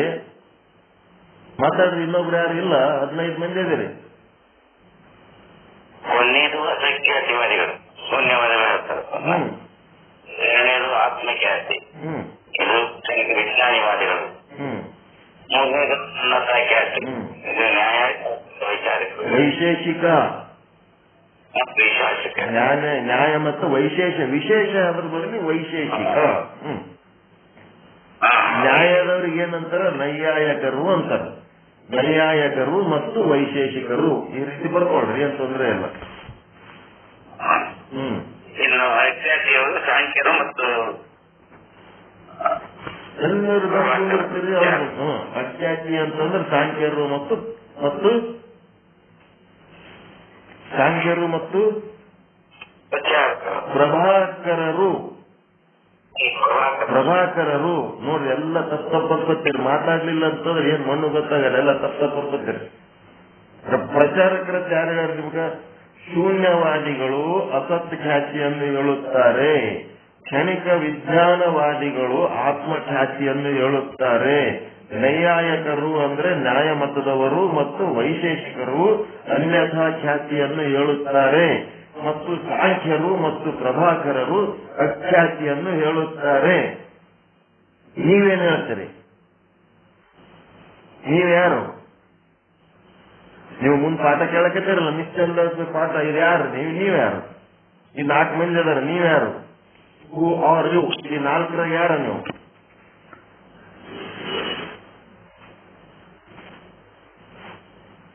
ನೀವು ಯಾರದು ಗೊತ್ತಿಲ್ಲ, ಉಳಿದವ್ರದೆಲ್ಲ ಗೊತ್ತದ ನಿಮಗ್. ನೀವು ಯಾರು ಗಟ್ಟಿಯಾಗಿ ಹೇಳಕ್ ಬರ್ತದ? ಹೇಳ. ವೇದಾಂತ ಸಿದ್ಧಾಂತಿಗಳು ನೀವು ಶೂನ್ಯವಾದಿಗಳಲ್ಲ, ಕ್ಷಣಿಕ ವಿಜ್ಞಾನವಾದಿಗಳಲ್ಲ, ನೈಯಾಯಿಕರಲ್ಲ, ವೈಶೇಷಿಕರಲ್ಲ, ಸಾಂಖ್ಯರಲ್ಲ, ಪ್ರಭಾಕರರಲ್ಲ. ಯಾರಪ್ಪ ನೀವು? ನೀವ್ಯಾರು? ವೇದಾಂತ ಸಿದ್ಧಾಂತಿಗಳು. ಎಲ್ಲರೂ ಹೋದ್ರೆ ಏನು ನಿಮ್ ಸಿಸ್ಟಮ್ ಅಂದ್ರೆ ವೇದಾಂತ ಸಿದ್ಧಾಂತ ಅಂತ ಹೇಳ್ಬೇಕಷ್ಟೇ. ಮತ್ ನಿಮ್ದು ಎಂತದ್ದು ವಾದ? ಎಂತ ವಾದ ನಿಮ್ಮದು? ಅನಿರ್ವಚನೀಯವಾದ. ಎಲ್ಲ ಒಟ್ಟು ತಿಳ್ಕೊಂಡು ಕಡೆಗೆ ನೀವ್ಯಾರಪ್ಪ ಅಂತ ಹೇಳಿದ್ರಿ, ನಾಲ್ಕರಾಗಿ ಅವಧದಿನಂತೆ ತಿಳಿಯಂಗಿಲ್ಲ ಅಂದ್ರೆ ಏನ್ ಮಾಡ್ಬೇಕು? ನಾಲ್ಕು ಅಲ್ಲ ನಾವು, ಅವೆಲ್ಲ ಮಿಥ್ಯೆ ಅದಾವ. ನಮ್ದು ಅನಿರ್ವಚನೀಯ ವಾದನೆ ಸತ್ಯ ಅದ. ನಾವು ವೇದಾಂತ ಸಿದ್ಧಾಂತಿಗಳು. ಸಿಕ್ತ ಶಕ್ತಿ ನಿಮ್ಗ ಏನಂತ ಹೇಳ್ಕೋಬೇಕಂತ ಸಿಕ್ಕದ ಏನೇನ ಇಲ್ಲ, ಕಪ್ಪುತ್ತಿರಲ್ಲ. ಸ್ಟ್ರಾಂಗ್ ಆದ್ರೆ ಇಲ್ಲ. ನೀವ್ ಯಾರಂತ ಗೊತ್ತಾಯ್ತಾ ಇಲ್ಲ? ಮಾತಾಡ್ಬೇಕು ಹಂಗೆ ಮಾತಾಡಿ. ಇನ್ ಮುಂದೆ ನಿಮ್ಮ ಮಾತು ಚಾಲು ಆಗ್ಬೇಕು, ನಿಮ್ಮ ಸುದ್ದಿ ಜಾಸ್ತಿ ಆಗ್ಬೇಕು, ನಾವು ರದ್ದಿ ಆಗ್ಬೇಕು. ಅದಕ್ಕೆ ರದ್ದಿ ಆಗ್ಲಕ್ ಚಾಲು ಮಾಡಿವಿ ಇವತ್ತಿನಿಂದ ನಾವು.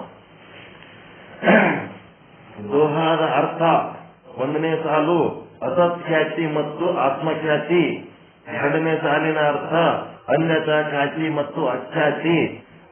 ದೋಹಾದ 3ನೇ ಸಾಲಿನ ಅರ್ಥ ಭ್ರಮದ, ಅಧ್ಯಾಸದ 4 ಮತ ಸಿದ್ಧಾಂತಗಳನ್ನು ಏನ್ ಮಾಡಿವಿ? ಕೇಳಿವಿ. ಠೌರ ಅಂತಂದ್ರ 4 ಜಾಗದಾಗ 4 ಗ್ರಂಥಗಳಲ್ಲಿ ನಾವಿದು ಕೇಳಿವಿ. ಠೌರ ಅಂತಂದ್ರ 4 ಗ್ರಂಥಗಳಲ್ಲಿ ನೀವು ಕೇಳಿವಿ. ಯಾವುದನ್ನ 4ನೇ ಸಾಲಿನದ ಯಾವುದನ್ನ ಸ್ವೀಕರಿಸಬೇಕು ವಿವರವಾಗಿ ಗೌರ ಅಂದ್ರೆ ಹೇಳ್ರಪ್ಪ ಅಂತ. ಇದನ್ನು ಕುರಿತು ಅನುಭವ ಸಾರದಲ್ಲಿ ಶ್ರೀಮನ್ ನಿಜಗುಣ ಶಿವಯೋಗಿಗಳು ಹೇಳಿದ್ದಾರೆ. ಶಿವಪುತ್ರ ಸ್ವಾಮಿಗಳು ಬಹಳ ವಿಸ್ತಾರವಾಗಿ ಬರೆದಿದ್ದಾರೆ. ಅನುಭವ ಸಾರ ಬುಕ್ ಯಾರು ಬಂದದ ತಗೊಂಡು ಓದ್ರಿ. ಹಗ್ಗದಲ್ಲಿನ ಹಾವು ತೋರುವ ರೀತಿ ತಿಳಿದುಕೊಂಡರೆ ಬ್ರಹ್ಮದಲ್ಲಿ ಜಗತ್ತು ತೋರುವ ರೀತಿ ಗೊತ್ತಾಗುತ್ತದೆ. ಇದನ್ನ 4 ಪ್ರಕಾರವಾಗಿ ಚಿಂತನೆ ಮಾಡೋಣ. 4 ಪ್ರಕಾರವಾಗಿ ಚಿಂತನೆ ಮಾಡೋಣ ಅಂತ ಹೇಳಿ ಏನ್ ಮಾಡ್ಯಾರಪ್ಪ ಅಂತಂದ್ರೆ, ಏನ್ ಮಾಡ್ಯಾರ?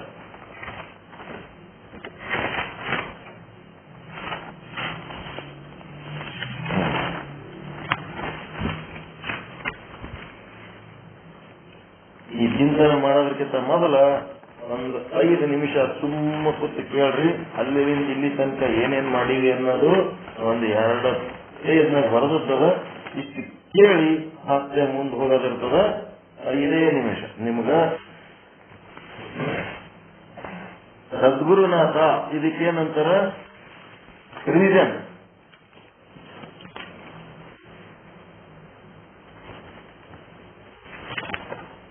ರಿವಿಷನ್ ಏನು? ಇಲ್ಲಿ ತನ ಏನ್ ಮಾಡಿರಿ ಅನ್ನೋದು ಹೇಳಿ ಸಿಂಹಾವಲೋಕನ ಅಂತಾರೆ. ರಿವಿಷನ್ ಸಿಂಹಾವಲೋಕನ.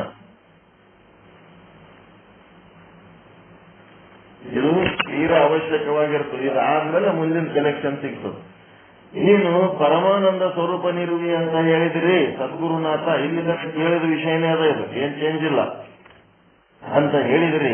ನಾನು ಪರಮಾನಂದ ಸ್ವರೂಪನೇ ಇದ್ದೇನೆ ಎಂದು ಚೆನ್ನಾಗಿ ತಿಳಿದುಕೊಂಡದ್ದಾಗಿದೆ. ಇನ್ನೊಂದು ಮಾತನ್ನು ತಾವು ಹೇಳಿದಿರಿ, ಜನ್ಮ ಮರಣ ಮೊದಲುಗೊಂಡು ಸಂಸಾರ ದುಃಖದಿಂದಲ್ಲಿ ಇರುವುದೇ ಇಲ್ಲ ಅಂತ ಹೇಳಿದ್ರಲ್ಲ. ಇಲ್ಲದೆ ಇರುವ ನಿವೃತ್ತಿ ಅಪೇಕ್ಷೆ ಮಾಡುತ್ತಿರುವಲ್ಲ. ಇಲ್ಲದೆ ಇರುವ ದುಃಖದ ನಿವೃತ್ತಿ, ಇಲ್ಲದೆ ಇರುವುದರ ನಿವೃತ್ತಿ ಅಪೇಕ್ಷೆ ಮಾಡುತ್ತಿರುವಲ್ಲ, ಅದು ಸಂಭವಿಸುವುದಿಲ್ಲ ಅಂತ ಹೇಳಿದ್ರಿ.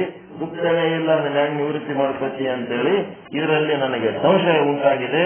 ಯಾವ ಜನನ ಮರಣ ರೂಪವಾದ ಸಂಸಾರ ದುಃಖ ನನ್ನಲ್ಲಿ ಇಲ್ಲ ಅಂತ ಅಂದ್ರೆ ಮತ್ತೆ ಅದು ಎಲ್ಲಿ ಇದೆ? ನನ್ನ ಬಿಟ್ಟು ಮತ್ತೆ ಅದು ಎಲ್ಲಿ ಇದೆ ಎಂಬುದರ ಬಗ್ಗೆ ತಿಳಿಸಿಕೊಡಬೇಕು ಅಂತ ಗುರುಗಳು ಹೇಳುತ್ತಿದ್ದಾರೆ. ಏ ಶಿಷ್ಯನೇ, ಜನ್ಮ ಮೊದಲಾದ ದುಃಖ ಎಲ್ಲಿಯೂ ಇರುವುದೇ ಇಲ್ಲ. ಜಗತ್ತು ಎನ್ನತಕ್ಕಂತ ದೇಹದ ಜನ್ಮ ಮರಣ ರೂಪವಾದ ದುಃಖ ಎನ್ನುವುದೇನಿದೆಯಲ್ಲ ಅದು ಪಾರಮಾರ್ಥಿಕವಾಗಿ ಇಲ್ಲವೇ ಇಲ್ಲ. ಸುನವು ಶಿಷ್ಯ ಮಮ ಬಾನಿ ಜಾತೆ ತವ ಸಂಕಾಮಿಟೈ ಹೈ ಜಗಕ್ಕಿ ಅತಿ ಹಾನಿ ಸೋಮೆ ನೈ ಅವ್ರ ಮೇ. ಜಗತ್ತನ್ನದು ಸುಳ್ಳದ, ಜನನ ಜೀವನ ಮರಣ ಅನ್ನೋದನ್ನು ಸುಳ್ಳದ, ಈ ಜಗತ್ತೇ ಸುಳ್ಳದ, ಅಲ್ಲಿ ಅನುಭವಿಸುವ ದುಃಖನೂ ಸುಳ್ಳದ. ಅದಕ್ಕೆ ನೀನೇನ್ ಮಾಡ್ಬೇಕು, ನಾನು ಹೇಳೋದಕ್ಕೆ ಕೇಳು ಅಂತ. ಅದು ಪರಮಾರ್ಥಿಕವಾಗಿ ಜಗತ್ತನ್ನದಿಲ್ಲ, ಜನನೂ ಇಲ್ಲ, ಮರಣನೂ ಇಲ್ಲ, ಜೀವನೂ ಇಲ್ಲ, ಅದೆಲ್ಲ ವ್ಯಾವಹಾರಿಕವಾಗಿ ನಡೆದದ ಅಂತ ಹೇಳಿದ್ರೆ ಅದು ಎಲ್ಲಿಯೂ ಇಲ್ಲ ಅಂತ ಹೇಳಕತ್ತೀರಿ. ಅದಕ್ಕೆ ಹೇ ಭಗವಂತ, ಜನ್ಮ ಮರಣ ಮೊದಲುಗೊಂಡು ಸಂಸಾರ ದುಃಖವು ನನ್ನಲ್ಲಿ ಇಲ್ಲ ಮತ್ತು ಎಲ್ಲಿಯೂ ಇಲ್ಲ ಅಂತ ನೀವು ಹೇಳಿದ್ರಲ್ಲ, ಹಾಗಾದರೆ ಅದು ನನಗೆ ಪ್ರತ್ಯಕ್ಷವಾಗಿ ಯಾಕೆ ತೋರುತ್ತಿದೆ ಅಂತ ಕೇಳಿದ್ರೆ, ಯಾವ ವಸ್ತು ಇರುವುದಿಲ್ಲವೋ ಅದು ತೋರುವುದೇ ಇಲ್ಲ. ಉದಾಹರಣೆಗೆ ಪಂಜಯ ಮಗ, ಆಕಾಶ ಪುಷ್ಪ ಇವು ಇರುವಂತವಲ್ಲ ಮತ್ತು ತೋರುವುದು ಇಲ್ಲ. ಅದೇ ರೀತಿ ಸಂಸಾರ ದುಃಖವಾದರೂ ಇಲ್ಲದೆ ಇದ್ದರೆ ತೋರಬಾರ್ದಾಗಿತ್ತು. ಅವನೇನಂತಾನ, ಪಂಜಯ ಮಗ ಇವೆಲ್ಲ ಏನದವ ಶುದ್ರ ಸತ್ಯಗಳನ್ನ ಉದಾಹರಿಸ್ಲಕತ್ತನವ. ಶುದ್ರ ಸತ್ಯ ಇಲ್ಲದ್ದು ತೋರ್ಲಕತ್ತದ, ಇದು ಇಲ್ಲದ ತೋರ್ಬಾರ್ದಾಗಿತ್ತು. ಬಂಜೆ ಮಗ ತೋರಂಗಿಲ್ಲ, ಆಕಾಶ ಪುಷ್ಪ ತೋರಂಗಿಲ್ಲ, ನಾವು ಬರೇ ಕಾಲ್ಪನಿಕ ಹೆಂಗದ ಹಂಗಿದು. ಅದೇ ರೀತಿ ಸಂಸಾರ ದುಃಖವಾದರೂ ಇಲ್ಲದೆ ಇದ್ರೆ ತೋರಬಾರ್ದಾಗಿತ್ತು. ಆದರೆ ಜನ್ಮವೇ ಮೊದಲಾದ ಸಂಸಾರ ದುಃಖ ತೋರುತ್ತದೆ.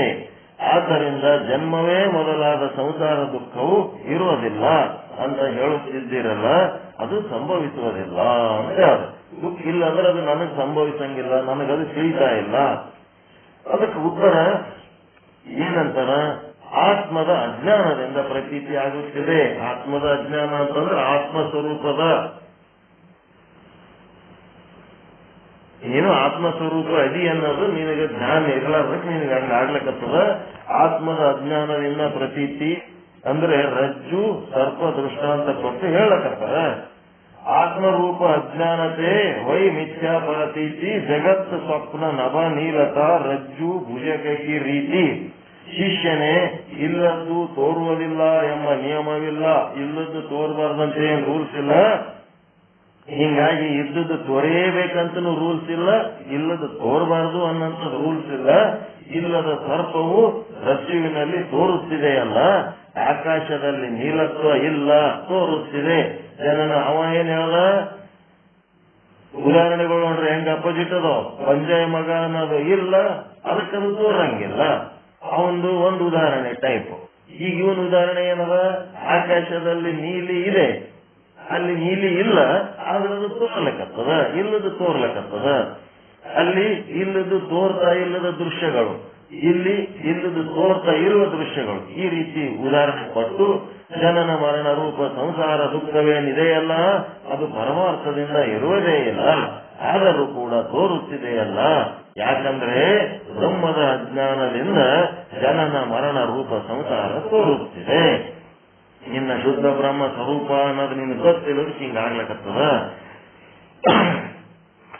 ಅಗ್ಗದ ಅಜ್ಞಾನದಿಂದ ಹಾವು ತೋರುತ್ತಿದೆ, ತಾನು ಬ್ರಹ್ಮ ಸ್ವರೂಪನೇ ಇದ್ದೇನೆ ಎಂಬುದರ ಬಗೆಗಿನ ಅಜ್ಞಾನದಿಂದ ಸಂಸಾರ ತೋರುತ್ತಿದೆ. ಸ್ವಪ್ನದ ಪದಾರ್ಥಗಳು ಆಕಾಶದಲ್ಲಿ ನೀಲತ್ವ, ಸ್ವಪ್ನದ ಪದಾರ್ಥಗಳು ಆಕಾಶದಲ್ಲಿ ನೀಲತ್ವ, ಮತ್ತೆ ಅಗ್ಗದಲ್ಲಿ ಸರ್ಪ, ಇವು ಪರಮಾರ್ಥದಿಂದ ಇರೋದಿಲ್ಲ. ಇಲ್ಲದೆ ತೋರೋ ಮೂರು ದೃಷ್ಟಾಂತಗಳನ್ನು ಹೇಳುತ್ತಿದ್ದಾರೆ. ಇಲ್ಲ ಅಂದ್ರೆ ತೋರಬಾರದಾಗಿತ್ತು ಎಂಬ ಶಿಷ್ಯನ ಶಂಕೆಗೆ ಈ ಮೂರು ದೃಷ್ಟಾಂತಗಳನ್ನು ಹೇಳಿದ್ದಾರೆ. ಸ್ವಪ್ನದ ಪದಾರ್ಥಗಳು ಇದ್ದಾವೇನೋ ಇಲ್ಲ, ಆದರೂ ತೋರುತ್ತಿವೆ. ಆಕಾಶದಲ್ಲಿ ನೀಲತ್ವ ಇದೆಯೇನೋ ಇಲ್ಲ, ಆದರೂ ತೋರುತ್ತಿದೆ. ಅಗ್ಗದಲ್ಲಿ ಹಾವು ಇದೆಯೇನೋ ಇಲ್ಲ, ಆದರೂ ತೋರುತ್ತಿದೆ. ಹೇಗೆ ತೋರುತ್ತಿವೆ ಅಂದ್ರೆ ಅವು ಮಿಥ್ಯವಾಗಿ ತೋರುತ್ತಿವೆ, ವ್ಯಾವಹಾರಿಕವಾಗಿ ಅಥವಾ ಪ್ರಾತಿಭಾಷಿಕವಾಗಿ ತೋರ್ತಾ ಇದ್ದಾವೆ, ಅವು ಪಾರಮಾರ್ಥಿಕವಾಗಿ ಇಲ್ಲ. ಅಂದ್ರೆ ಮೂರು ಕಾಲದಲ್ಲಿ ಅಬಾಧಿತವಾಗಿಲ್ಲ. ಅವು ಎಲ್ಲ ಮೂರು ಕಾಲದಲ್ಲಿ ಅಬಾಧಿತವಾದ ಸತ್ಯ ಅಲ್ಲವು. ಎಲ್ಲೋ ಒಂದ್ ಕಡೆ ಬ್ರಹ್ಮಜ್ಞಾನ ಬಂತು ಅಂತಂದ್ರ ಏನಾಗ್ತದ, ಬೆಳಕು ಬತ್ತು ಅಂತಂದ್ರ ಹಾವು ಹೋಗ್ಬಿಡ್ತದ, ಹಗ್ಗ ಉಳಿತದ.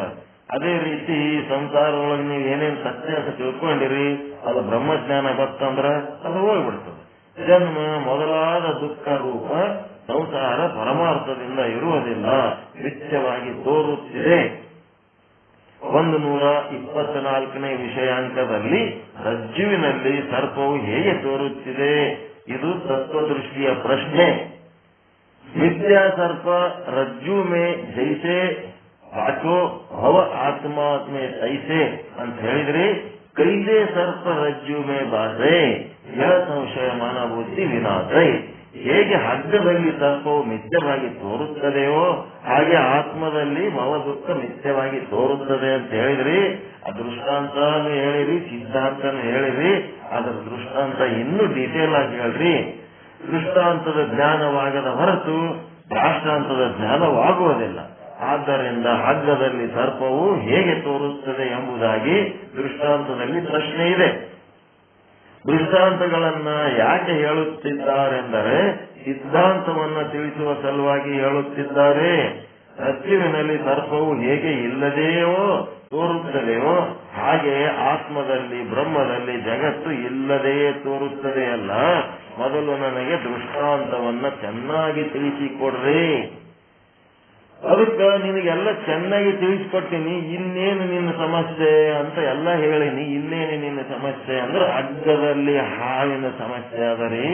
ಹಗ್ಗದಲ್ಲಿ ಹಾವು ನೀವು ಬರೀ ಅನಿರ್ವಚನೀಯ ಒಂದೇ ಹೇಳಿರಿ. ಇನ್ನ 4 ಮಂದಿ 4 ತರ ಹೇಳ್ಯಾರ.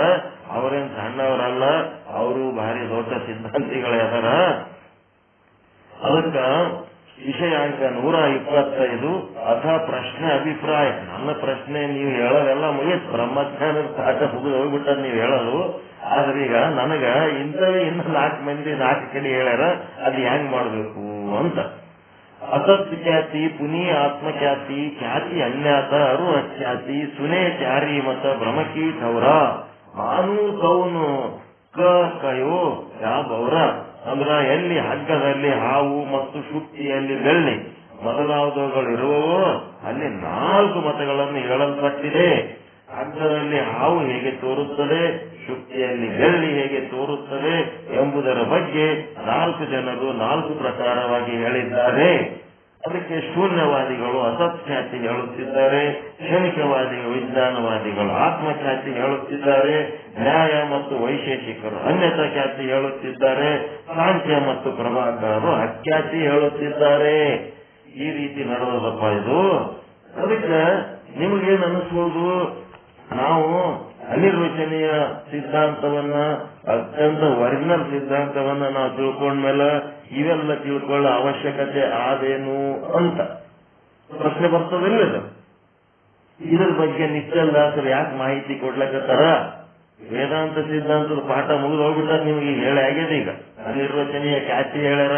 ನಿಮ್ ಜೀವನದಾಗ ಏನೇನು ಬರ್ತಾವ ಅವು ಯಾವ ಫಿಕ್ಸ್ ಇರಂಗಿಲ್ಲ. ಅವೆಲ್ಲ ಏನದವ, ಜನನ ಜೀವನ ಮರಣಕ್ಕೆ ಏನ್ ಸಂಬಂಧ ಅದಾವ, ಇವೆಲ್ಲ ಏನದವ ಅನಿರ್ವಚನೆ. ಹಿಂಗೆ ಹಂಗೆ ಅಂತೇನಿಲ್ಲ. ಮನೆಗೆ ಬಿದ್ದು ಸಾಹಿತ್ಯವತ್ತು ಗ್ಯಾರಂಟಿ ಇಲ್ಲ, ರೋಡಿಗೆ ಬಿದ್ದು ಸಾಹಿತ್ಯವತ್ತು ಗ್ಯಾರಂಟಿ ಇಲ್ಲ, ಮುಂಜಾನೆ ಸಂಜೆ ತನ ಹಿಂಗೆ ಇರ್ತೀವತ್ತು ಗ್ಯಾರಂಟಿ ಇಲ್ಲ. ಎಲ್ಲ ಅನಿರ್ವಚನೀಯ ಅನಿರ್ವಚನೀಯ ಅನಿರ್ವಚನೀಯ ಅನ್ಕೋತ ನಾವೇನ್ ಮಾಡ್ಬೇಕು, ಯಾವುದ್ರ ಬಗ್ಗೆ ಏನು ಹೇಳಂಗಿಲ್ಲಪ್ಪ. ಅದು ಹೆಂಗೆ ಆಗ್ಬೇಕು ಹಂಗೆ ಆಗ್ತಿರ್ತದೆ. ಅದ್ರ ಬಗ್ಗೆ ಏನು ನಾವು ಅಭಿಪ್ರಾಯ ತಾಳಂಗಿಲ್ಲ. ಬ್ರಹ್ಮದ ಬಗ್ಗೆ ಆದ್ರೆ ಪಕ್ಕ ಹೇಳ್ಬೋದು. ಇದೇನದ ಜನನ ಜೀವನ ಮರಣ, ಇದು ಸುಳ್ಳಿನ ಬಗ್ಗೆ ಏನ್ ಅಭಿಪ್ರಾಯ ಹೇಳಬೇಕು ಅನ್ನೋ ರೀತಿಯಲ್ಲಿ ಈ ರೀತಿ ಇದು ಅದ. ಅದಕ್ಕೆ ಇವುದ್ರದೆಲ್ಲ ಏನ್ ಅವಶ್ಯಕತೆ ಅದ ಅಂತಂದ್ರೆ ಒರಿಜಿನಲ್ ಮತ್ತು ಡೂಪ್ಲಿಕೇಟ್ 2 ನಾಲೆಜ್ ಇದ್ರೆ ನಿಮಗ ಒರಿಜಿನಲ್ ಮಹತ್ವ ಗೊತ್ತಾಗ್ತದೆ. ನಿತ್ಯದ ಬಗ್ಗೆ ನಿಮ್ಗೆ ಜ್ಞಾನ ಇದ್ದಾಗೆ ಮತ್ತು ಸತ್ಯದ ಬೆಲೆ ಗೊತ್ತಾಗ್ತದೆ. ಬೆಳಕಿನ ಬೆಲೆ ಗೊತ್ತಾಗದ ಯಾವಾಗ ಆಗ್ತದ? ಕತ್ತಲಾಗಿದ್ದಾಗೆ ಬೆಳಕಿಂದ ಏನ್ ಬೆಲೆ ಅಂತ ಗೊತ್ತಾಗ್ತದೆ. ಉಚ್ಚ ಇಲ್ಲಕ್ ಮುಂದಕ್ಕೆ ಹೋಗ್ಲಕ್ ಆಗಂಗಿಲ್ಲ. ರಾತ್ರಿ ಹಗಲ ಬೆಳಕು ಎಷ್ಟು ಚಂದ ಆರಾಮ ಹೇಳ್ತಾನೆ ಓದ್ತೀರಿ, ಅಡವ್ಯಾಗ ಓದ್ತೀರಿ, ದೇಶವರಿ ಎಲ್ಲರೂ ಓದ್ತೀರಿ. ರಾತ್ರಿ ಎದ್ದೆಲ್ಲ ಕತ್ಲಾಗ ಹೋಗ್ಬೇಕಾದ್ರೆ ಬೆಳಕಿನ ಬೆಲೆ ಗೊತ್ತಾಗ್ತದೆ. ಶಕ್ತಿ ಶ್ರೀಮಂತರಿದ್ದರ ರೊಕ್ಕದ ಬೆಲೆ ಗೊತ್ತಾಗಂಗಿಲ್ಲ ಅವ್ರಿಗೆ. ಬಡವರಿಗೆ ಮಾತ್ರ ರೊಕ್ಕದ ಬೆಲೆ ಗೊತ್ತಿರ್ತದ. ಹಂಗ ಇಲ್ಲೇನಾಗಬೇಕಾಗ್ಯದ, ನಮಗ ಈ ಅನಿರ್ವಚನೀಯ ಖ್ಯಾತಿ ನಿಮಗ ಸರಳವಾಗಿ ಹೇಳ್ಬಿಟ್ಟಿವಿ. ಇದ್ರ ಬೆಲೆ ಗೊತ್ತಾಗ್ಬೇಕಾದ್ರ ಉಳಿದವ್ರದೆಲ್ಲ ಏನ್ ಮಾಡ್ಯಾರ ಅದು ಗೊತ್ತಾಗ್ಬೇಕು. ಎಂತ ದೊಡ್ಡ ಸಿದ್ಧಾಂತ ಹೇಳ್ಯಾರಲ್ಲಪ್ಪ, ಒಂದೇ ಸಲಕ ಮನೆಗೆ ಕುಂತಲ್ಲೇ ಎಷ್ಟು ಆರಾಮ್ ಹೇಳ್ಯಾರ ಅನ್ನೋದು ಮೊದಲು ನಿಮಗೆ ಧನ್ಯತಾ ಭಾವ ಉಂಟಾಗಬೇಕು ಅಂತಂದ್ರೆ ಮೊದಲು ನೀವೇನ್ ಮಾಡಬೇಕು, ಉಳಿದವರೆಲ್ಲ ಏನೇನ್ ಹೇಳ್ಯಾರ ಅಕಸ್ಮಾತ್ ಇವುದ್ರ ಬದಲಿ ಅವೇ ಸಿಕ್ಕಿದ್ದು ನಮ್ ಕೈಗೆ ಅಂದ್ರೆ ಏನ್ ಮಾಡ್ತಿದ್ರಿ? ಶೂನ್ಯವಾದಿಗಳದೇ ಗ್ರಂಥ ತಗೊಂಡು ಬುದ್ಧ ಮಹಾವೀರ ಅನ್ಕೋತ್ ಕೂತಿದ್ದೇವೆ ಅಂದ್ರೆ ಏನ್ ಮಾಡ್ತಿದ್ರಿ? ಕ್ಷಣಿಕ ವಿಜ್ಞಾನವಾದಿಗಳದೇ ಗ್ರಂಥ ನಮ್ಮ ಕೈ ಸಿಕ್ಕಿತ್ತಂದ್ರೆ ಏನ್ ಮಾಡ್ತಿದ್ರಿ? ನ್ಯಾಯಶಾಸ್ತ್ರ ವೈಶೇಷಿಕರು ಯಾರ ಅಂತ ಗುರುಗಳು ನಮಗ್ ಸಿಕ್ಕಿದ್ರಂದ್ರೆ ಏನ್ ಮಾಡ್ತಿದ್ರಿ? ಸಾಂಖ್ಯರು ಪ್ರಭಾಕರರ ಬುಕ್ ಸಿಕ್ಕಿದ್ರೆ ಏನ್ ಮಾಡ್ತಿದ್ರಿ? ನಿಮ್ಗೆ ಎಂತ ಗುರುಗಳು ಸಿಕ್ಕಾರ ಆ ಗುರುಗಳ ಬಳಿ ಎಂತ ಗ್ರಂಥ ಇಟ್ಕೊಂಡು ಕೂತಾರ ಅಂತವೇ ಇಟ್ಕೊಂಡ್ರೆ ನಿಮ್ಗೆ ಅವೇ ಕಲಿಸ್ತಾರ. ಅವ್ರಿಗೆ ಅವೇ ಸುಪ್ರೀಮು, ಅವೇ ಪರ್ಫೆಕ್ಟ್ ಇರ್ತಾರ. ಅವರು ಆಯಾ ಶಾಸ್ತ್ರಿಗಳು ಅವರೆಲ್ಲರಿಗಿಂತ ಶ್ರೇಷ್ಠವಾದ ಶಿಖಾಮಣಿ ಉಪಾಧಿಯಲ್ಲಿರಂತ ಒಂದು ವಿಚಾರ ಸಾಗರ ವೇದಾಂತ ಸಿದ್ಧಾಂತ ಇಂಥದೊಂದು ನಿಮಗೆ ಸಿಕ್ಕದಲ್ಲ, ಇದು ಅತ್ಯಂತ ಸರಳವಾಗಿ ಸಿಕ್ಕದ. ಇದನ್ನೆಲ್ಲ ಏನ್ ಪಡ್ಕೋಬೇಕು, ಪಡ್ಕೊಂಡಿರಿ. ಈಗ left side and write side ಏನ್ ನಡೆದದ ಅನ್ನೋದನ್ನ ನೋಡ್ಬೇಕಾ ಬೇಡ? ಬರೀ ನಿಮ್ ಮನೆಗೆ ಒಂದೇ ನೀವು ಮಾಡ್ಕೊತ ಕೂತ್ರೆ ಆಜು ಬಾಜುದಾಗ ಏನ್ ನಡೆದು ಅನ್ನೋದು ಬೇಕಾ ಬೇಡ? ನಾಲೆಜ್ ಹೊರಗೇನದ? ಅದ್ರ ಸಲುವಾಗಿ ನಿಮ್ಮದು ಪಾಠ ಯಾಕೆ ನಾನು ಶೋ ಮಾಡೀನಿ ಅಂದ್ರೆ ಏನ್ ಹೇಳ್ಬೇಕು ಎಲ್ಲ ಹೇಳಿ ಮ್ಯಾಲ ತಂದು ನಿಂದಿರ್ತೀನಿ.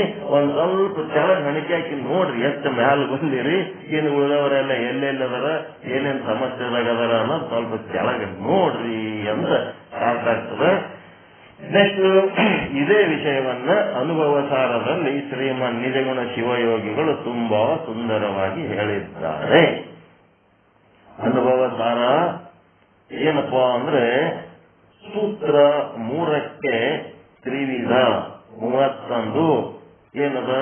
ಗುರುವೇ ಭಿನ್ನಪವನು ಧರಿಸು ಫಲ ಒಂದದಿ ದಿರುತಿರ್ಪ ಜಗಮಿದನ್ನೆಲ್ಲಿ ಹುಟ್ಟಿ ಬಂಧುರವಾಗಿ ತೋರುತ್ತಿಯುವುದೆಂದು ಅಂತೇಳಿ 6ನೇ ನುಡಿ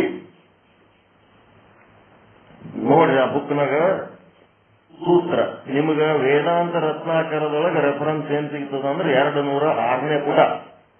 ಮುಂದೆ ಅದು ವಿಶ್ಲೇಷಣೆ ಬರೆದದ್ದು ಶಿವಪುತ್ರ ಸ್ವಾಮಿಗಳದು. ಅದರದ್ದು ಹಿಡ್ಕೊಂಡು ಅಲ್ಲಿ ಹೋಗ್ಬೇಕು, ದೊಡ್ಡ ಬುಕ್ಕಿಗೆ ಹೋಗ್ಬೇಕು. ಗುರುವೇ ಯಾವುದು? ವೇದಾಂತ ರತ್ನಾಕರ ಪೇಜ್ ನಂಬರ್ 206 ಸೂತ್ರ 3 ತ್ರಿವಿಧಕ್ಕೆ ಏನದ? 31. ಗುರುವೇ ಭಿನ್ನಪವನವಧಾರಿಸು ಫಲವಂದದಿಂ ತಿರುತಿರ್ಪ ಜಗಮಿದನೆಲ್ಲಿ ಹುಟ್ಟಿ ಬಂಧುರವಾಗಿ ತೋರುತ್ತಿಯುವುದೆಂತು ಅಂತೇಳಿ 6, 7, 8, 9 4 ನುಡಿಗಳನ್ನ ಅವ್ರು ಹೇಳ್ಯಾರ. ಇವುಗಳನ್ನ ನಾವು ಹೇಳ್ಕೋತ ಹೋಗ್ಬೇಕು. ಮತ್ತೆ ನಾವು ನೀವು ಭೇಟಿಯಾದಾಗ ಹೇಳೋಣ. ನಾಳೆ ಬರ್ತೀನೋ ನಾಡದು ಬರ್ತೀನೋ ಯಾವಾಗ ಬರ್ತೀನೋ ಗೊತ್ತಿಲ್ಲ. ನಿಮ್ಮದು ರೆಗ್ಯುಲರ್ ಆಗಿ ಪಾಠ ನಡಿಬೇಕು.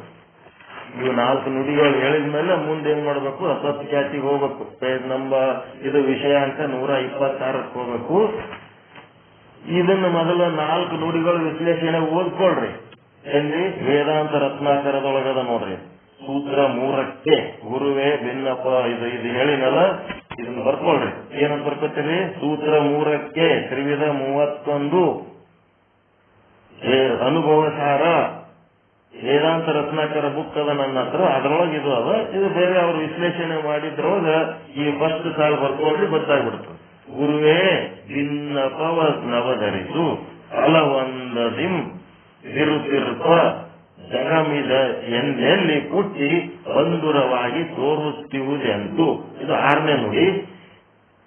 ಕೆಲರಿಂದಂ ಖುಷಿ ಎಂದು ಕೆಲರಿಂದಂ ದಿಡವೆಂದು ಕೆಲರಿಂದಂ ಮೊದಲು ಊರರು ಇದು ಇಲ್ಲೆಂದು ಕೆಲದರ ನುಡಿಯಲು ಅರಿಯದಂದು ಬೇರೆ ಬೇರೇನು ಬೇರೆ ಬೇರೆ ಅನುಮಾನ ಬೇರೆ ಬೇರೆ ತರ್ಕ ಬೇರೆ ಬೇರಾದ ಶಾಸ್ತ್ರ ಯುಕ್ತಿಗಳಿಂದ ಸಾರಿ ಸಂಪಾದಿಸುವರಿಲ್ಲಿ ಏನೆಂದು ತಿಳಿವೆ ನಾನೇನೆಂದು ತಿಳಿವೆ ನಂಬಿ ಸಂಧಾನಮಂ ಮಾಳ್ಪೆ ಇದನ್ನೇ ಸತ್ಯಾರ್ಥ ನಿಧಿ ನೀನೇ ಗುರುವರ್ಯ ಕರುಣಿಸುವುದು.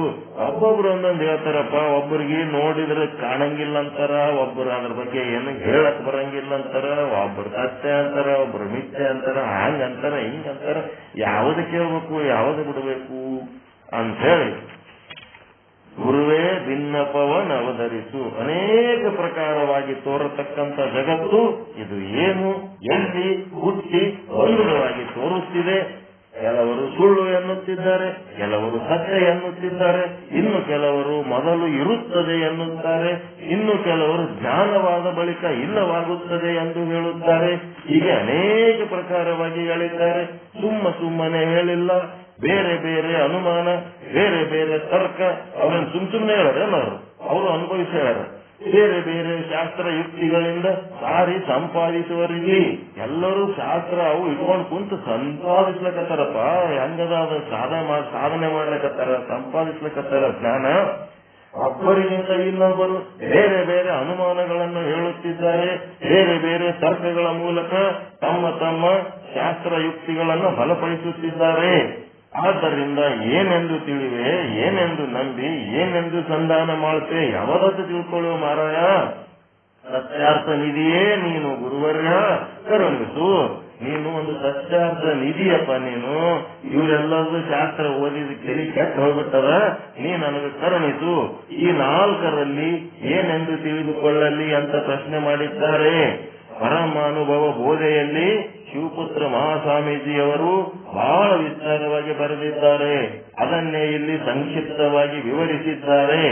ಒಂದೊಂದೇ ಮತವನ್ನ ಅಗತ್ಯಕ್ಕೆ ತಕ್ಕಂತೆ ಸ್ವಲ್ಪವೇ ವಿವರಿಸಿದ್ದಾರೆ. ಇಷ್ಟು ತಿಳಿದರೆ ಸಾಕು. ಮುಮುಕ್ಷಗಳ ಬುದ್ಧಿಗೆ ಎಷ್ಟು ಬೇಕೋ ಅಷ್ಟು ಮಾತ್ರ ಹೇಳಿ ತಿಳಿಸುವ ಕಲೆ ಇವು ಸಾಧು ನಿಶ್ಚಲದಾಸರಲ್ಲಿದೆ. ಅಲ್ಲಿ ಯಾವುದು ಬುಕ್ನಲ್ಲಿ ಅವರು ಪರಮಾನುಭವ ಬೋಧೆ ಒಳಗ ಶಿವಪುತ್ರ ಸ್ವಾಮಿಗಳು ಭಯಂಕರ ವಿಸ್ತಾರವಾಗಿ ಹೇಳ್ಯಾರ. ಅದನ್ನ ನೀವೇನ್ ಮಾಡ್ರಿ, ಸಾಧ್ಯವಾದ್ರೆ ಅದು ಬುಕ್ ತಗೊಂಡು ಪರಮಾನುಭವ ಬೋಧೆ ತಗೊಂಡು ನಮ್ಮ ಪಾಠದ ಸಮಯದಲ್ಲಿ ನಾನು ಸಮಯದಾನ ಏನ್ ಮಾಡಿನಲ್ಲ ಅದರಲ್ಲಿ ಕೂತದು ಓದ್ರಿ, ಹೇಳ್ರಿ, ಅದನ್ನ ಓದಿ ಹೇಳ್ರಿ. ಯಾರು ಇದನ್ನ ಪರಮಾನುಭವ ಬೋಧೆ ಹೇಳೋರದ್ರಿ ಅವ್ರು ಹೇಳ್ರಿ. ಬಹಳ ಸೂಕ್ಷ್ಮಕ್ಕೆ ಹೋಗುವುದಿಲ್ಲ. ನಿಶ್ಚಲದಾಸರದೇನದ ನಮ್ಮಲ್ಲಿ ಶಿವಪುತ್ರ ಸ್ವಾಮಿಗಳ ಪರಮಾನುಭವ ಬೋಧೆಯೊಳಗೆ ಹೇಳಿದಷ್ಟು ಡೀಟೇಲ್ ನಮ್ಮಲ್ಲಿ ಇಲ್ಲ. ನಾವು ಸಂಕ್ಷಿಪ್ತವಾಗಿ ಮುಮುಕ್ಷಗಳಿಗೆ ಎಷ್ಟು ಬೇಕು ಅಷ್ಟೇ ಹೇಳಿವಿ ಅಂತಾರೆ ಅವರು. ಯಾರು ಹೇಳಕತ್ತಾರ? ಪಂಡಿತ್ ಪೀತಾಂಬರ್ಜಿ ಅವರು ಸಾಧು ನಿಶ್ಚಲದಾಸ್ಜಿ ಬಗ್ಗೆ ಹೇಳಕತ್ತಾರ. ಸಾಧು ನಿಶ್ಚಲದಾಸ್ಜಿ ಈ 4 ಖ್ಯಾತಿಗಳ ಬಗ್ಗೆ ಸಂಕ್ಷಿಪ್ತವಾಗಿ ಹೇಳ್ಯಾರ. ಅಷ್ಟು ಡೀಟೇಲ್ ಹೇಳಿಲ್ಲ ಅಂತ, ಬಹಳ ಸೂಕ್ಷ್ಮಕ್ಕೆ ಹೋಗುವುದಿಲ್ಲ. ಆದರೆ ಅದರ ಸ್ವರೂಪವನ್ನು ಮಾತ್ರ 4 ಸಾಲಿನಲ್ಲಿ ತಿಳಿಸಿಕೊಡುವಂತ ರೀತಿಯನ್ನು ನಾವು ಇಲ್ಲಿ ನೋಡುತ್ತಿದ್ದೇವೆ.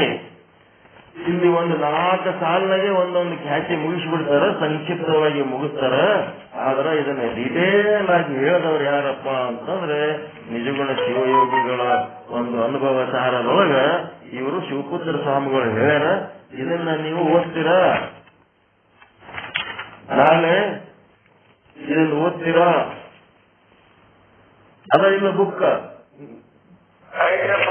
ಅದ್ಯಾವುದು ಡಿಟೇಲ್ ಆಗಿದ್ದು, ಡಿಟೇಲ್ ಆಗಿ ಶಿವಪುತ್ರ ಸ್ವಾಮಿಗಳು ವಿಶ್ಲೇಷಣೆ ಬರೆದದ್ದು ಅನುಭವ ಸಾರ. ಅದು ತಗೊಂಡು ಓದ್ರಿ, ಡಿಟೇಲ್ ಆಗಿ ಓದ್ರಿ. ಅದೆಲ್ಲ ಸೂತ್ರ ಅದೆಲ್ಲ ಕೊಟ್ಟಿನಿ. ಸಾಧು ಶ್ರೀ ನಿಶ್ಚಲದಾಸರು ಒಂದೊಂದೇ ಮತವನ್ನ ಸಂಕ್ಷಿಪ್ತವಾಗಿ ಮುಮುಕ್ಷುಗಳ ಬುದ್ಧಿಗೆ ಎಷ್ಟು ಬೇಕೋ ಅಷ್ಟನ್ನು ಮಾತ್ರ ಹೇಳಿ ತಿಳಿಸುವ ಕಲೆ ಅವರಿಗೆ ಕರಗತವಾಗಿತ್ತು. ಬಹಳ ವಿವರಿಸಲಿಕ್ಕೆ ಹೋಗುವುದಿಲ್ಲ. ಆದರೆ ಅದರ ಸ್ವರೂಪವನ್ನು ಕೇವಲ 4 ಸಾಲುಗಳಲ್ಲಿ ತಿಳಿಸಿಕೊಡುವ ರೀತಿಯನ್ನ ನಾವು ಇಲ್ಲಿ ನೋಡುತ್ತಿದ್ದೇವೆ. ಅವರು ಪರ್ಫೆಕ್ಟ್ ಇದ್ರು ಮತ್ತು ಅವ್ರು ದೊಡ್ಡ ವಿಷಯವನ್ನ ಸಣ್ಣದು ಮಾಡಿ ಹೇಳಕ್ಕೂ ಬರ್ತಿದ್ರು, ಸಣ್ಣ ವಿಷಯವನ್ನ ದೊಡ್ಡದು ಮಾಡಿ ಹೇಳಕ್ಕೂ ಬರ್ತಿತ್ತು. ಅಂತ ಪರ್ಫೆಕ್ಟ್ ಇದ್ರು ಅವರು. ಅದಕ್ಕೆ 4 ಪ್ರಕಾರದ ಮತವಾದಿಗಳಲ್ಲಿ ಮೊಟ್ಟ ಮೊದಲನೆಯದು ಅಸತ್ ಖ್ಯಾತಿ. ಇದು ಶೂನ್ಯವಾದಿಯ ಮತ. ವಿಷಯಾಂಕ 126. ಇದನ್ನ ನಾವು ನಾಳೆ ಬರ್ತೀವೋ ನಾಡದ್ ಬರ್ತೀವೋ, ನಾ ಯಾವಾಗ ಹ್ಯಾಂಡ್ ರೈಟ್ ಮಾಡಿದಾಗ ನಾನು ಇದನ್ನ ಹೇಳ್ತೀನಿ. ಅಲ್ಲಿ ತನಕ ನೀವೇನ್ ಮಾಡ್ರಿ, ಈ ಒಂದು ಶಿವಪುತ್ರ ಸ್ವಾಮಿಗಳ ಖ್ಯಾತಿ ವಿಷಯವನ್ನ ಕುರಿತು ಇದೇ ಎಲ್ಲ ಸ್ಟಡಿ ಮಾಡ್ರಿ. ಅದು ಬುಕ್ ತಗೊಂಡು ಪಾಠ ಮುಂಜಾನೆ ಅದಕ್ಕೆ ಹಂಗೆ ಬುಕ್ ಹಿಡ್ಕೊಂಡು ಇಲ್ಲಿಗೆ ಬರಬೇಡ್ರಿ. ಇವತ್ತ ನಾಷ್ಟ ಊಟ ಆದ್ಮೇಲೆ ಬುಕ್ ತಗೊಂಡು ಆ ಬುಕ್ ತಗೊಂಡು ಓದ್ಬೇಡ್ರಿ. ನೀವು ಮೊದಲು ಓದಿ 4 ಅಕ್ಷರ ಬರ್ಕೊಳ್ರಿ. ನಿಮಗ್ ಮೊದಲು ಡೈಜೆಸ್ಟ್ ಮಾಡ್ಕೊಳ್ರಿ, ಆಮೇಲೆ ಅನುಭವಿಸಿ ಹೇಳ್ರಿ. ಹೌದಾ ಇಲ್ಲ? ಸೀದಾ ಬುಕ್ ತಗೊಂಡೆ ಬಂದೆ ಕೂತೆ ಓದ್ದೆ. ಅದ್ರಾಗ ಶಬ್ದದ ಅರ್ಥ ನನಗೂ ಗೊತ್ತಿಲ್ಲ, ನೀವು ಗೊತ್ತಿಲ್ಲ. ಅಲ್ಲಿ ಏನ್ ಬರ್ದಾರ ಓದಿನಾಯ್ತು ಓದಂದಾರ ಹಂಗಿಲ್ಲ. ಮೊದಲು ನೀವು ಜೀರ್ಣ ಮಾಡ್ಕೊಳ್ರಿ. ನಿಮ್ಮಂತ 4 ಮಂದಿ ವೇದಾಂತಿಗಳಿಗೆ ಪಕ್ಕದ ಕರ್ಕೊಂಡು ಕೂತು ಈ ಖ್ಯಾತಿಗಳ ಬಗ್ಗೆ ಸರಿಯಾಗಿ ಚರ್ಚೆ ಮಾಡಿ ಅದನ್ನ ಸರಿಯಾಗಿ ಮಾಡ್ಕೋಬೇಕು. ವರ್ಕ್ ನೀವೆಷ್ಟು ಡೀಟೇಲ್ ಆಗಿ ಓದ್ತೀರಿ ಅಷ್ಟು ನಿಮಗೆ ಒಳ್ಳೇದಾಗ್ತದ. ಅದ್ರೊಳಗೆ ಆಯ್ತು. ಏನ್ ಹೇಳ್ಬೇಕು ಹೇಳಿ ಮುಂದಿನ ಶಿವ. ಎಲ್ಲರಿಗೂ ಒಳಿತಾಗಲಿ, ಎಲ್ಲರಿಗೂ ಶುಭವಾಗಲಿ. ಪರಮಾನಂದ ಪ್ರಾಪ್ತಿ ಭವ, ಸರ್ವ ದುಃಖ ನಿವೃತ್ತಿ ಭವ, ಇಷ್ಟಾರ್ಥ ಸಿದ್ಧಿರಸ್ತು, ಯಶಸ್ವಿ ಭವ ಯಶಸ್ವಿ ಭವ. ಓಂ ಶಾಂತಿ ಶಾಂತಿ ಶಾಂತಿ. ಎಲ್ಲರಿಗೂ ಶರಣ ಶರಣ, ಎಲ್ಲರಿಗೂ ಶರಣ ಶರಣ. ಮುಂದಿನ ಏನ್ ಮಾಡ್ತೀರ?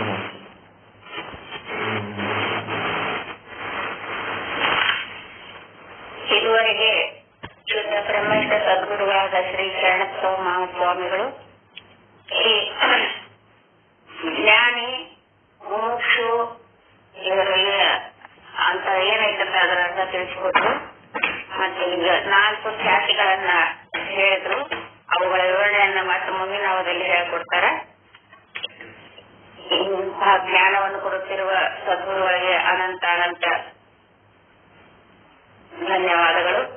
ಇನ್ನು ಮುಂದೆ ಮೆಲುಕು ಕಾರ್ಯಕ್ರಮ. ಎಲ್ಲರೂ ಆಶ್ಚರ್ಯ ನಾ ಹೇಳ್ತೇನೆ ಬಡ ಬಡ ಹೇಳಿ ಮುಗಿಸ್ರಿ ಅಪ್ಪ. ಯಾರು ಹೇಳ್ತೀರಿ ಹೇಳ್ರಿ ಇವತ್ತು.